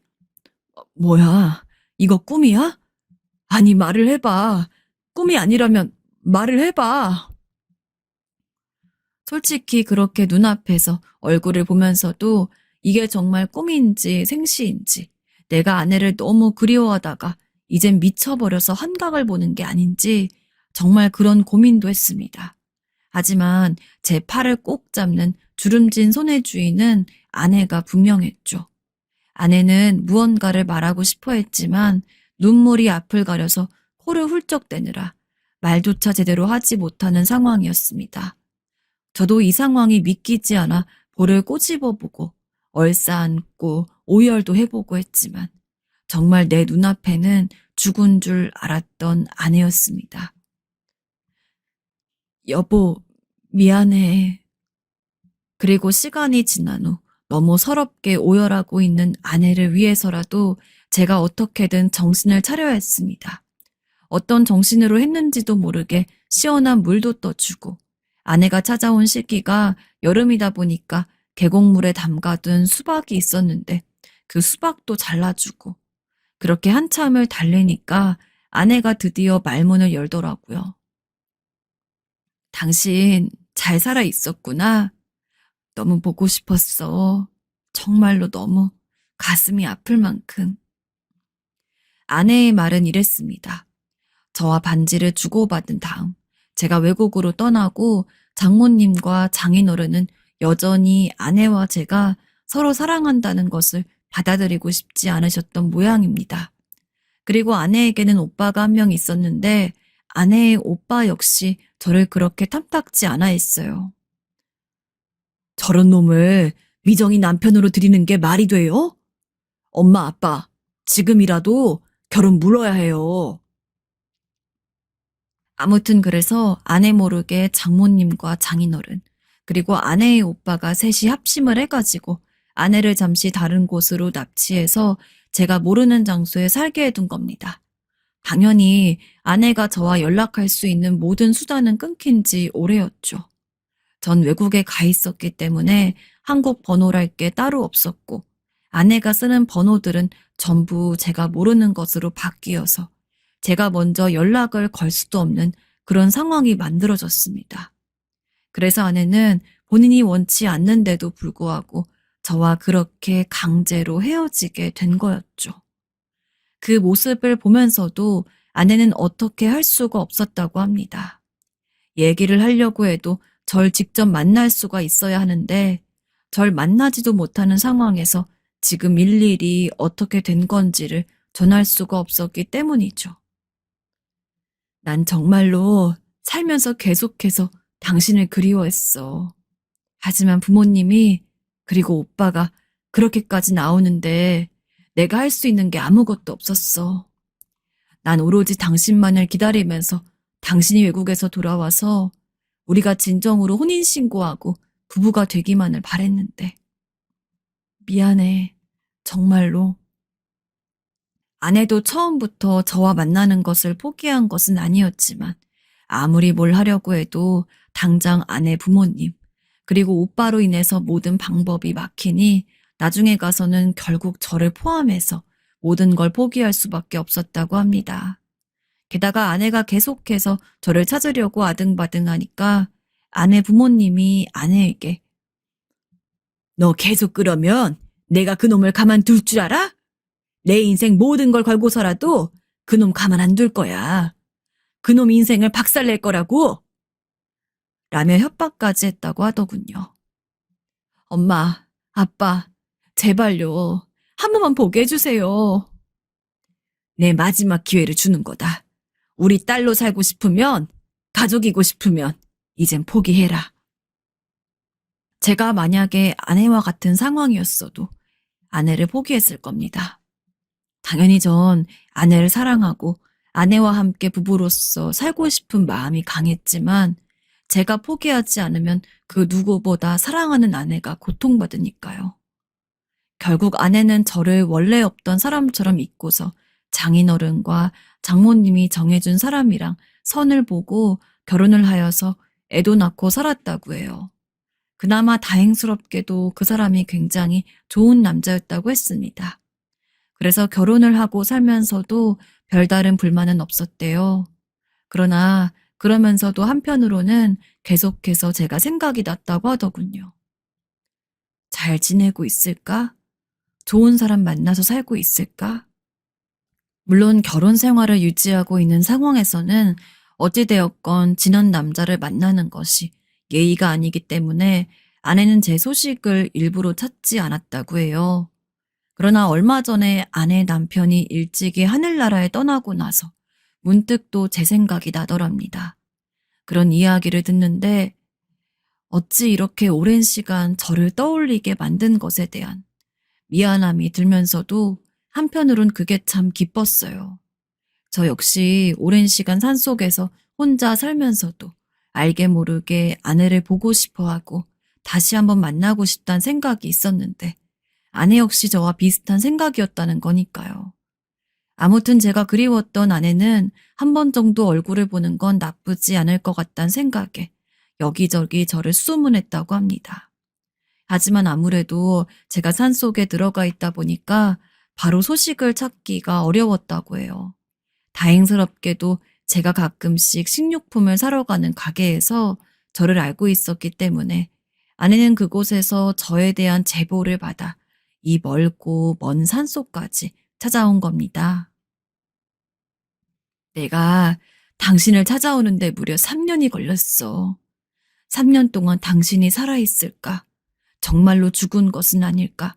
많이 걱정하고 또 많이 생각했어. 비록 우리는 너무 많은 시간이 지나서 다시 예전처럼 서로만을 바라보고 사랑하던 사이로 지내지 못하겠지만 그래도 내 인생은 아주 큰 부분을 차지했던 당신이 이렇게 살아서 또 만날 수 있다는 것에 감사해. 전 그날 아내와 많은 이야기를 나누었습니다. 현실적으로 전 아내라고 불러선 안 되겠지만 여전히 제 마음속에서 유일한 여자는 아내가 전부였어요. 아내는 아주 오랜 시간이 지난 뒤에 다시 만났음에도 불구하고 제가 젊었을 적 사랑했던 모습 그대로를 유지하고 있었습니다. 그런 아내와 이야기를 하다 보니 자연스럽게 옛날 생각이 나더군요. 서로가 서로를 사랑했던 순간들, 결혼을 약속했던 순간까지. 이미 지난 일이니 다시 되돌릴 순 없지만 어떠한 후회도 있었습니다. 내가 그때 조금만 더 강하게 나와서 한국에서 아내 곁에 있었다면, 외국에 나가지 않고서 빠르게 혼인신고를 올리고 아무리 장모님과 장인어른 되시는 분의 결혼을 반대하더라도 조금 더 강하게 밀고 나갔으면 사별한 남편이 아닌 내가 곁에 있을 수 있지도 않았을까 하는 생각들. 의미 없는 생각들이란 건 아는데 이상하게 그런 가정들을 떠올리니 주책맞게도 눈물이 나더군요. 그냥 제 가슴 속에는 한평생 아내밖에 없었기 때문인지 아내와 부부가 되지 못하고 이렇게 홀로 산속에 틀어박혀 살았던 모든 세월들이 너무나 원망스러웠습니다. 그때 장모님이랑 장인어른이 산소를 알려주지 않으려고 했을 때 어떻게든 내가 알아보려고 할 걸. 그랬다면 아내가 사실 죽은 게 아니라 살아있다는 것도 알 수 있었을 텐데. 눈물을 흘리는 저를 보고서 아내 역시 감회가 너무 새롭기도 하고 저와 비슷한 감상을 가지고 있었는지 제 앞에서 조용히 눈물을 흘렸습니다. 그렇게 너무도 오랜만에 만난 재회 첫날에는 서로 하염없이 눈물을 흘리다 헤어지기 바빴어요. 물론 지금은 많이 괜찮아졌습니다. 하지만 아내를 만나고 한 달까지만 해도 진짜 무기력함에 미쳐버리는 줄 알았습니다. 전 매일같이 술을 마셨고 평소에 좋아하던 블로그 글도 쓰지 않은 채 제가 살고 있던 곳에 틀어박혀서는 단 한 번도 밖에 나오질 않았어요. 자연을 보고 싶지도 않았고 제가 살아있는 것 자체를 느끼고 싶지 않았던 것 같습니다. 그리고 한편으로는 아내를 더 만나고 싶지 않았어요. 그렇게도 사랑했는데 왜 만나고 싶지 않았냐고 묻는다면 역설적이게도 그렇게 사랑했다는 것이 이유입니다. 아내는 당시 제게 너무나 아픈 기억을 되새기게 하는 존재였거든요. 반가운 것도 잠시, 앞으로 아내를 보면 전에 제가 갖지 못했던 것이 기억에 남을 테고, 그것 때문에 제 스스로가 너무 괴로워질 것 같아서 아내를 만나고 싶지 않았습니다. 그래도 다행히 지금은 많이 괜찮아졌어요. 아내는 서울에서 살고 있었기 때문에 제가 사는 곳까지 자주 오진 못했습니다. 하지만 한 달에 한 번씩은 꼭 와가지고 저와 시간을 보내려고 해요. 이제는 친구가 된 아내와 더 이상 힘들어하지도 괴로워하지도 않고 웃으면서 지낼 수 있습니다. 아마 어떤 분들은 아쉽지 않냐고, 지금이라도 결혼해서 함께 살고 싶지 않냐고 물으실 수도 있는데 솔직히 잘 모르겠어요. 결혼이라는 것이 어떠한 관계의 궁극적인 끝이라고는 하지만 이렇게 친구로 지내면서 서로의 마지막을 지켜봐 줄 수 있는 관계도 꽤나 아름다운 게 아닐지 요즘은 그렇게 생각하곤 합니다. 일단 제 힘이 닿는 데까지 아내와 시간을 보내면서 제 남은 인생을 보내려고 합니다. 또 지금 뒤돌아보면 후회는 되지 않습니다. 아내를 그리워했지만 어찌됐든 다시 만났잖아요. 마치 제 그리움에 대답하듯이 말이에요. 솔직히 이런 걸로 사연을 정리해서 보내는 제 스스로가 너무 쪽팔리고 비참하기도 합니다. 하지만 저 혼자서는 결정을 내릴 수가 없는 상황이라서 불특정 다수의 여러분들에게 제 사연을 알림으로써 부디 좋은 의견을 받고 싶습니다. 어떤 이야기라도 좋아요. 제 사연을 들어주시고 생각이 나시는 게 있다면 자유롭게 적어주시면 제가 꼭 확인해 보도록 하겠습니다. 저는 올해 40살입니다. 그리고 결혼을 제법 최근에 했습니다. 요즘같이 결혼을 늦게 하는 시대에도 40살 정도면 노처녀 소리 듣기에는 충분한 나이죠. 심지어 능력 좋고 돈이라도 많은 골드미스였다면 서럽지도 않았을 겁니다. 전 그냥 평범한 가정에 평범한 머리를 가진 흔한 대한민국 여성이었어요. 가족들은 왜 아직까지 결혼을 못하냐며 네가 우리 집안의 수치라고 빨리 결혼하라며 온갖 성화를 부렸지만 사실 결혼이라는 게 내가 하고 싶다고 해서 할 수 있는 게 아니잖아요. 결혼을 할 상대가 있어야 결혼을 하던가 하지. 특히나 저희 부모님은 제가 결혼하는 것에 그 누구보다 큰 관심을 가지고 계신 분들이었습니다. 여자들은 더 나이 들면 아이 낳기도 힘든데 넌 대체 언제 결혼해서 언제 애 낳고 살려 그러는 거냐? 너 이렇게 평생 혼자 살려고? 엄마랑 아빠한테 손주도 한 명 안 보여주고 너 그것만한 불이 없다? 아냐? 알아요, 저도. 한 30대 중반까지는 부모님들도 그냥 지켜봐 주시더니 제가 30 후반이 되어가니 부모님들도 이제는 그냥 지켜볼 수만은 없는 상황이셨나 봅니다. 정말 하루가 멀다 하고 매일같이 선자를 잡아서는 저보고 나가보라는데 어찌나 귀찮은지 사실 주변의 친구들 보면 결혼하고 싶다는 생각이 없던 건 아니었지만 그렇다고 해서 꼭 결혼이 다급한 상황도 아니었거든요. 근데 부모님 성화에 못 이겨서 어쩔 수 없이 선자리 나갔습니다. 그러다 보니까 저랑 비슷하게 부모님으로부터 결혼 압박을 받는 비슷한 나이대 남자가 한 명 있었어요. 그동안 선으로 봤던 다른 사람들은 다 괜찮아 보이긴 했지만 어쩐지 결혼까진 생각이 안 들었는데 유일하게 이 남자만은 이 사람이랑 결혼해도 괜찮겠다 라는 생각이 들었습니다. 마침 나이도 똑같았고 그래서인지 서로 노총각, 노처녀라는 동질감이 있었죠.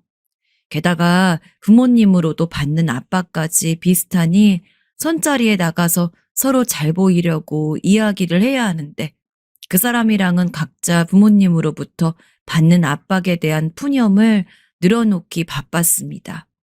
그렇게까지 툭 터놓고서 알게 모르게 주어지는 스트레스에 대해 대화를 나눠본 적이 없었는데 이야기를 나누고 나니까 더욱더 그 남자에게 마음이 가더라고요. 최대한 빨리 결혼해야 하는 노총각과 노처녀가 만났으니 실제로 결혼을 이루어지기까지 어렵지 않을 거라고 생각을 했습니다. 하지만 예상외로 저희는 서로 부모님의 반대를 경험해야 했어요. 저희 부모님은 그 남자를 마음에 들어하지 않았고 그 남자 쪽 부모님도 저를 그리 마음에 들어하지 않았죠. 네가 아무리 지금 빨리 결혼을 해야 한다지만 어떻게 그렇게 가진 것도 없는 남자랑 결혼을 하니? 엄마가 소개팅 자리 몇 번 더 잡아줄 테니까 한 번 더 나가봐라. 그러면 더 좋은 남자 만날지 누가 알아? 여자애가 사근사근한 맛도 없고 그렇다고 얼굴이 예쁘고 젊은 것도 아니고 나는 그 결혼 반대다. 그런 여자 만날 거면 결혼 안 하는 게 낫다. 이미 서로 이야기를 나누면서 상대방만큼 결혼하기 좋은 사람이 없을 거란 확신을 가지고 있던 저와 남자는 너무나도 큰 곤란에 빠졌습니다. 그래서 진짜 한 몇 달은 서로 부모님을 설득하는데 시간을 보낸 것 같아요. 그래도 불행 중 다행으로 자식 이기는 부모 없다고 몇 달 동안 고생을 하니까 남자 쪽 부모님도 저희 쪽 부모님도 결국엔 결혼을 허락하고 무사히 상견례까지 치른 다음에 식당 예약을 잡고 결혼식까지 성대하게 치를 수 있었죠. 원래는 결혼식하고 바로 신혼여행을 가려고 했는데 남편이 하는 사업에 약간 문제가 생겨가지고 어쩔 수 없이 신혼여행은 미뤄졌습니다. 그래서 결혼식이 끝나고 신혼집에서 함께 생활을 하면서 남편의 사업이 안정될 때까지 기다렸어요. 그렇게 결혼을 하고 한 3개월이 지났을까요? 드디어 남편의 시간이 났습니다. 여보, 우리 제주도 가자. 요새 제주도 바닷물이 엄청 좋다더라. 거기서 맛있는 것도 많이 먹고 좋은 것도 보다 오면 확실히 기분 전환 될 거야. 사실 저한테는 신혼여행에 대한 로망이 있었어요. 주변에 친구가 미국 캘리포니아로 신혼여행을 다녀왔었는데 그 친구가 즐기고 온 것들을 보니 너무 멋있어서 나도 나중에 결혼을 하게 되면 꼭 남편을 졸라서 그쪽으로 신혼여행을 가야지 하는 생각이 있었는데 지금은 가고 싶어도 시국이 시국이다 보니까 멀리는 가기가 힘들더라고요. 많이 아쉽긴 했지만 그래도 제주도 역시 좋았기 때문에 저희는 신혼여행만 제주도에서 무려 2주를 보내기로 했어요. 전 당시 다니던 회사에서 그만큼 시간을 뺄 수가 있었고 남편은 애초에 사업가다 보니까 업무 환경 자체가 자유로워서 가능했던 일이었습니다. 전날 밤엔 남편과 이런 이야기를 주고받았는데 이야기를 나눈 후에도 설레어서 잠이 안 올 정도였어요. 그동안 여행도 자주 못 가고 그랬는데 비록 제주도긴 하지만 그래도 2주 동안 다른 지역으로 떠나 있다는 게 너무 설렌다. 그리고 대망의 신혼여행 날 비행기에서 내리자마자 저와 남편은 호텔에 짐만 놓고서 정말 1분 1초도 허투루 쓰지 않으면서 온갖 맛집을 돌아다니고 볼거리들을 보러 다녔습니다. 진짜 다리가 빠질 듯이 아픈데도 기어서라도 갈 기세로 여기저기 전부 돌아다녔어요. 밤에 호텔에 들어오는데 얼마나 기진맥진하고 지친지 남편도 저도 녹초가 되어서는 샤워를 했죠. 하지만 신혼여행 첫날인 만큼 아무리 피곤하더라도 지나칠 수 없는 통과 의례 같은 일이 하나 있었습니다. 바로 첫날 밤이었습니다. 알 거 다 아는데도 참 설레고 그러더라고요. 그래서 일부러 원래 화장을 지운 다음에 일부러 한 듯 안 한 듯한 투명 화장을 한 번 더 얼굴에 덧대었습니다. 물론 어차피 나중에 시간 지나면 쌩얼도 편하게 보이겠지만 그래도 아직까지는 환상을 지켜주고 싶었달까요? 사실 결혼 후에도 한 번도 쌩얼을 보여준 적 없었거든요. 처음부터 너무 오픈하고 싶지 않은 게 여자의 마음이잖아요. 그렇게 두근두근 되는 마음으로 씻고 나가는데 먼저 욕실을 썼던 남편이 가운을 입고 침대에 앉아 있었습니다. 남편에게 다가오니 이상하게 굳은 표정이더라고요. 당신 왜 그렇게 표정이 안 좋아? 무슨 일 있어? 전 당연히 걱정이 됐습니다. 분명 씻을 때까지만 해도 그다지 평소와 다를 게 없어 보였는데 씻고 나와서 갑자기 표정이 안 좋아지니까 전 뒤늦게 피로라도 몰려오나 싶었죠. 그런데 남편은 한참을 머뭇거리다가 제게 밝힐 사실이 있다고 했습니다. 사실 결혼하기 전에 당신한테 먼저 이야기하려고 했는데 도저히 기회를 못 잡겠어서 지금까지 미뤄왔어. 당신을 일부러 속인 건 아니고 또 당신은 겨우 이런 일 가지고 나한테 실망한 사람이 아니라는 거 알아서 지금이라도 밝히려고 하는 거야. 왜 그래? 뭘 밝힌다는 건데? 갑자기 나 무섭게 하지 마. 아니, 도대체 무슨 일인데? 도대체 무슨 이야기를 하려고 그러길래 이렇게까지 비장하게 얘기를 하나 싶어서 전 이야기했습니다. 뭔지는 모르겠지만 괜찮다고요. 하지만 저는 불과 몇십 초 뒤에 가볍게 놀린 입을 후회해야 했습니다. 남편이 제 이야기에 안심한 표정을 짓더니 갑자기 머리카락을 들썩들썩 움직이는 겁니다. 그러더니 뭔가 똑딱이 같은 소리가 나더니 풍성하던 남편의 머리가 불쑥 위로 들어 올려졌어요. 네, 남편은 지금까지 저와 만날 때 가발을 써오고 있던 거였습니다. 그리고 가발 속 남편의 머리는 완전 80대 노인처럼 머리털이라고는 찾아볼 수가 없었죠. 세상에, 이게 뭐야? 그 후론 말이 안 나왔어요. 전 설마 남편이 그런 사실을 숨기고 있을 거라고는 상상도 못했습니다. 애초에 남편은 머리카락이 있을 때도 그렇게 젊어 보이는 편이 아닙니다. 오히려 또래보다 10살 정도는 나이가 들어 보여요. 하지만 솔직히 크게 신경 쓰진 않았습니다. 나이 들어 보이는 거야 그럴 수 있는 거니까요. 하지만 탈모 같은 중요한 문제는 먼저 알려줘야 하는 거 아닙니까? 만약에 애를 낳아서 키우게 된다면 탈모가 애한테 유전이 될 수도 있는 건데 전 솔직히 제 애한테 탈모를 옮기고 싶진 않거든요. 남편이 가발을 벗은 순간 진짜 엄청난 정막이 이어졌습니다. 남편도 제가 쉽게 받아들일 거라 생각했는지 처음엔 긴장한 듯 하면서도 마음 가는 대로 웃는 얼굴이다가 제가 아무런 말도 안 하니까 드디어 그때서야 분위기가 이상한 것을 파악했는지 왜 그러냐고 그러더군요. 당신 표정이 왜 그래?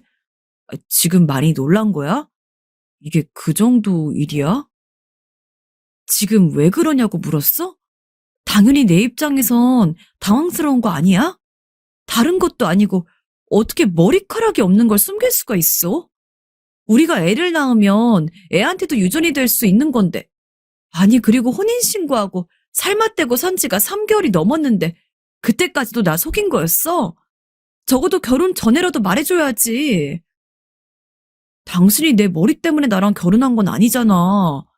나는 당신이라면 정말 믿을 수 있다고 생각해서 이렇게 내 인생에서 가장 큰 치부 하나를 오픈한 건데. 너무하는 거 아니야?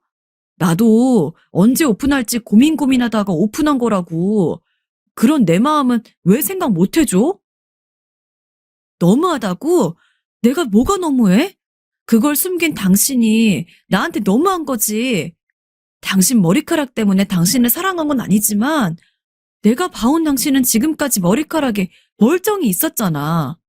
근데 갑자기 결혼식 올린 지 3개월이나 됐는데 이렇게 탈모인 걸 밝히는 게 말이 돼? 탈모는 애한테 유전이 될 수도 있잖아. 만약에 나랑 당신이랑 결혼을 해서 애를 낳았는데 내 애가 당신 때문에 나중에 탈모 생기면 어떻게 할 거야? 뭐? 아니, 나 때문에 탈모가 생겨? 당신 지금 말 다 했어? 와, 나 정말 너 좋은 여자인 줄 알았는데 내가 큰 착각을 했나 보네. 내 머리카락을 사랑한 거야? 아니면 날 사랑한 거야? 이런 것도 이해 못 해주는 거야? 정말 당신한테 실망이다. 당신이 이런 여자인 줄 몰랐어. 그 어느 때보다도 달콤해야 할 신혼 첫날 밤에 저희는 결국 새벽 내내 호텔방에서 머리카락을 가지고 싸웠습니다. 그리고서 시간이 너무 늦어 결국 서로 등을 돌리고 잤는데 진짜 남편에게 말은 안 했지만 너무 비참하고 짜증이 나더라고요. 드디어 그래도 마음 붙일 사람 만나서 결혼을 했다 싶었는데 그 남자가 탈모라니. 그것도 저에게 완벽하게 숨겨놓고서 이젠 더 이상 내가 물릴 수도 없는 걸 아니까 오히려 제가 탈모 가지고 뭐라고 한다고 적반하장으로 난리를 치는 사람이라니. 전 그래도 남편한테 최대한 가능한 선까진 잘 보이고 싶어서 일부러 첫날 밤이랍시고 화장도 완벽하게 지우지 않고 새로 또 화장을 할 정도로 정성을 들였는데 남편은 저랑은 완전히 다르다는 사실에 속상하고 눈물이 났습니다. 마음 같아서는 당장 돌아가고 싶었지만 신혼여행을 오는데 큰돈을 들이기도 했고 당장 여행 첫날에 아직 집으로 돌아가려면 열흘이 넘게 남은 상황에서 그냥 냅다 나 먼저 서울로 갈게 하고 돌아갈 수도 없는 상황이었습니다. 아마 남편도 마음 같아서는 돌아가고 싶었지만 저랑 같은 이유로 가지 못했을 거예요. 결국 저희는 서먹서먹한 상태로 맨날 며칠을 지내야 했습니다. 2인으로 미리 예약해둔 곳은 어쩔 수 없이 함께 갔지만 그 외에 다른 곳은 남편도 저도 따로 행동을 했어요. 계속해서 얼굴을 부딪히고 있다가는 화만 날 것 같았습니다. 아니 생각해도 정말 어이가 없잖아요. 다른 것도 아니고 그런 건 당연히 오픈하고서 결혼해야 하는 거 아닙니까? 전 너무도 타당한 이야기를 하는데 남편이 하는 말이라고는 본인을 머리 때문에 사랑한 것도 아닌데 무슨 상관이냐는 것뿐이니. 그날 이후로 저는 더 이상 남편에게 제 나름의 예의를 갖추고 노력해야 할 필요성을 느끼지 못했습니다. 그래서 호텔방에 들어와서도 그냥 아무렇지 않게 벅벅 얼굴을 씻고 나와서는 완벽한 맨얼굴로 자리에 누웠어요. 그런데 남편이 제 얼굴을 보더니 하고 싶은 말이 있는지 입을 막 실룩거리더라고요. 들어봤자 쓸데없는 이야기일 것 같아서 그냥 고개를 획 돌리고 등진 채 잠에 들었습니다. 그러기를 일주일 남편이 갑작스럽게 이야기하더군요. 당신 나랑 이야기 좀 해. 저도 슬슬 남편에게 이 문제에 대해서 더 이야기를 하고 사과를 받아야 할 필요성을 느꼈기 때문에 알겠다고 하고 자리에 앉았습니다. 전 남편이 저와 이야기하자는 이유가 탈모 사실을 숨긴 것에 대해서 사과를 하려는 건 줄 알았어요. 그래가지고 대화를 받아들인 거였습니다. 그런데 남편이 꺼낸 얘기는 너무나 어처구니 없는 이야기였죠. 당신이 나한테 탈모 숨긴 거 가지고 뭐라 할 처지는 안 되지 않아? 참나, 어이가 없어서 내가 이런 말까진 안 하려 했는데 기가 막히다. 무슨 소리야? 난 당신한테 숨긴 거 하나 없는데 내가 뭐라 못할 이유가 뭐가 있어? 내가 당신처럼 혼인신고 다 하고 이제 빼도 박도 못하니까 오픈하는 그런 인간 말종으로 보여? 뭐? 인간 말종? 참나, 너 지금 거울 봐봐. 지금 누가 사돈 낱말하고 있는 건데? 당신도 당신 화장한 얼굴이랑 맨 얼굴이 완전 다르잖아. 나야말로 속아서 결혼한 거 아니야? 당신은 나한테 쌩얼이 화장한 얼굴이랑 그렇게 다르다는 이야기 한 번도 안 했잖아. 난 이렇게까지 큰 차이가 난 줄은 몰랐다고. 우리나라 화장품이 그렇게 좋다더만 화장품 수준이 아니라 변장이네, 변장이야. 지금 뭐라고 했어? 뭐 얼굴이 어쩌고 어째? 그럼 당신 얼굴은 쥐새끼 닮았어. 알아? 아니다. 내가 잘못 말했다. 그냥 쥐새끼가 아니라 대머리 쥐새끼다. 그거 아니야? 뭐? 너 이리 와봐. 오늘 끝장을 보자. 뭐 나라고 못할 것 같아? 오늘 그래. 이 죽고 나 살아보자. 진짜 너무 치졸한 거 아닌가요? 화장한 얼굴이랑 쌩얼이 다른 것과 머리털이 있는 줄 알았는데 없는 건 완전히 다른 이야기잖아요. 그리고 제가 정말로 사기 수준으로 얼굴이 달랐으면 말도 안 합니다. 저 원래 자연 쌍꺼풀도 있어서 눈화장할 때 쌍꺼풀 테이프 같은 것도 안 붙이고 애초에 화장 자체를 그렇게 진하게 하지 않아요. 그냥 남들 하는 대로 스킨이랑 로션 바르고 파운데이션 바르고 눈썹 그리고 입술 바른 다음에 아이라이너 그리면 끝입니다. 여자친구 한 번이라도 사귀어 보신 분들은 알겠지만 이 정도 화장은 전국에 있는 모든 여자들이 다 기본으로 해요. 제가 만약에 화장 전후 차이가 너무 났다면 제가 향후 제 자식에게 남편의 탈모가 유전될 것을 두려워하는 것처럼 남편도 제 못생긴 얼굴이 자식한테 유전될까봐 두려워한다는 측면에서 어느 정도 납득을 했을 겁니다. 근데 남편이 하는 말은 진짜 말 그대로 그냥 땡깡 부리는 것밖에 안 돼요. 현실적으로 자기도 자기 탈모가 얼마나 심한지 알고 있고 그게 유전적으로도 많이 문제가 될 거란 걸 인지를 하고 있으니까 비겁하게 제 생얼로 꼬투리 잡는 거였죠. 이미 탈모 사실을 숨기고 뻔뻔하게 구는 것에 정이 떨어졌지만 그런 식으로 치졸하게 나오니 이미 떨어질 만큼 다 떨어졌다고 생각했는데 아직도 탈탈 털릴 게 남았는지 정말 바닥에 바닥까지 호감도가 떨어졌습니다. 그 설전이 그날 하루만으로 끝난 것도 아니에요. 남편은 밤마다 호텔방에 들어오면 제 화장 지운 얼굴을 보면서 네 얼굴 진짜 화장빨이었네. 우리나라 화장기술 극찬 받을만 하네.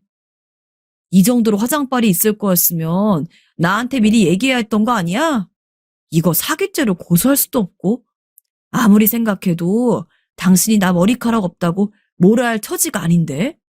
거울 봐봐, 거울을. 라며 계속해서 비꼬고 시비를 걸더군요. 말 다 했어? 그만해. 덕분에 즐거워야 할 제주도 여행이 아주 엉망이 돼버렸습니다.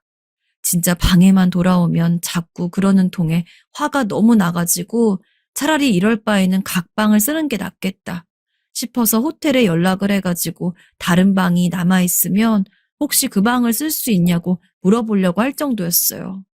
안타깝게도 호텔 예약이 차 있는 상황이라서 방을 옮기지 못했지만요. 제 인생에서 그렇게 길었던 2주는 처음이었습니다. 사실 그때까지만 해도 남편이 뒤늦게나마 자기 잘못을 인정하고 사과를 하면 어차피 이미 결혼해버린 거 그걸 물으는 게 더 힘들고 복잡하니까 그냥 용서하고 마음 맞춰서 잘 살 생각도 있었습니다. 그러나 남편은 죽어도 자기가 무슨 잘못을 했냐면서 그런 걸 이해 못 해주는 제가 더 나쁜 여자라고 아주 본인이 피해자인 척을 단단히 하더라고요.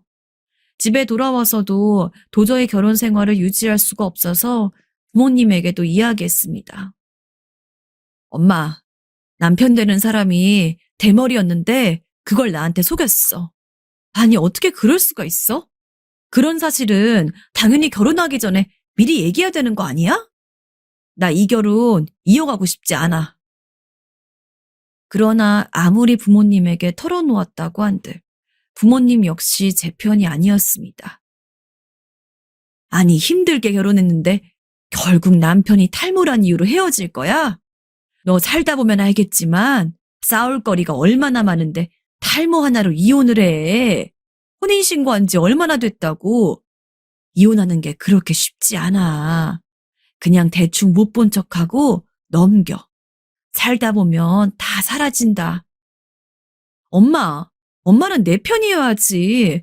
그 남자가 날 속인 거라니까? 엄마 사위가? 아, 됐어. 이혼 얘긴 꺼내지도 마. 말도 안 되는 소리를.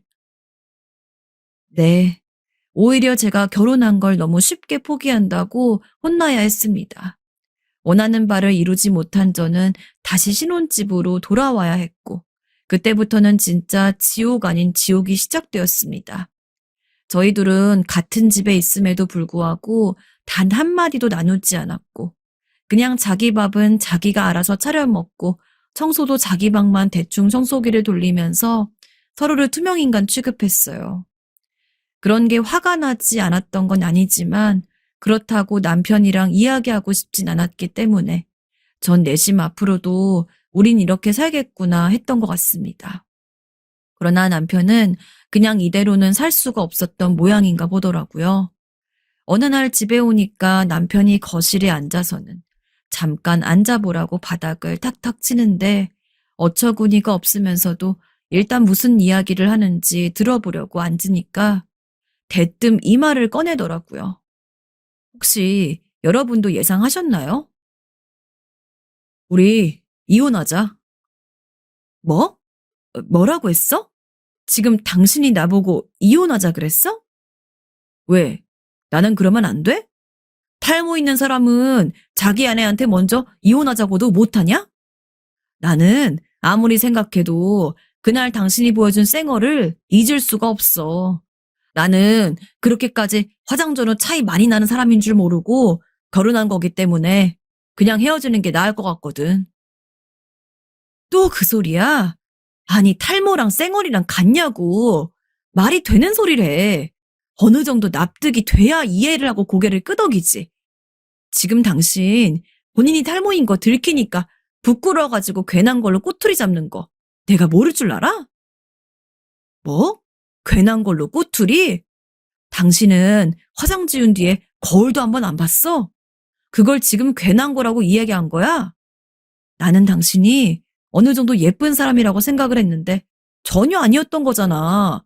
그거야말로 사기지. 그러니까 잔말 말고 얼른 이혼하자. 어이가 없어서는. 그래, 이혼? 당신이 원한다면 그렇게 해.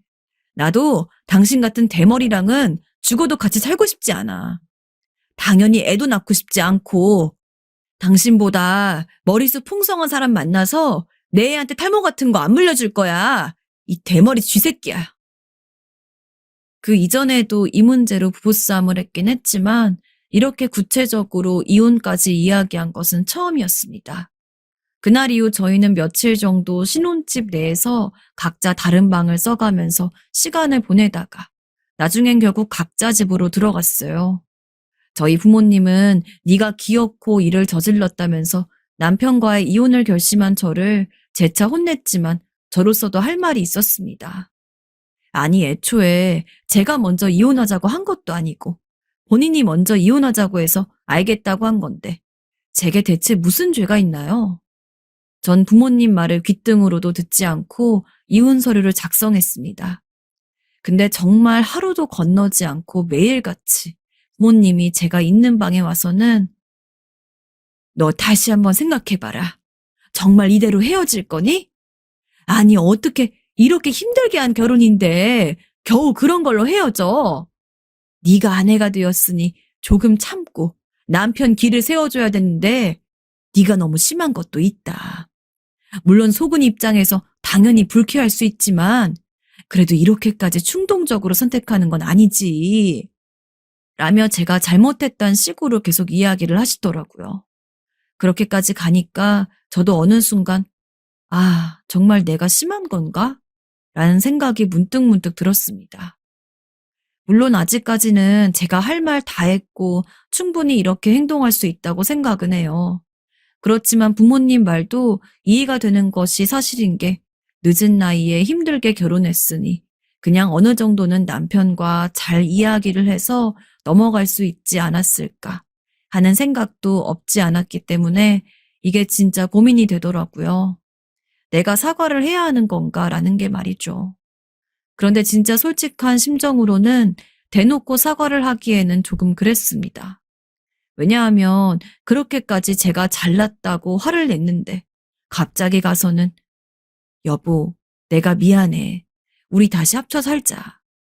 라고 말하기에는 제 자존심이 허락하지가 않더라고요. 계속 가슴 한구석에서 아니, 그 양반이 먼저 잘못했는데 왜 내가? 라는 생각도 사라지지 않고요. 지금은 진짜로 모르겠습니다. 그냥 어떻게 보면 그 남자랑 진짜 인연이 아니어가지고 이렇게 된 것 같기도 하고 다른 마음으로는 부모님 말씀처럼 제가 너무 이야기를 제대로 해보려 하지 않고 자존심만 세워서 사과를 받겠다고 고집을 부려 이렇게 된 것 같기도 하고. 하지만 근데 탈모 여부 자체는 오픈해야 되는 거 아닌가요? 그런 것도 원래 이혼 사유로서 작용하는 게 아닌가요?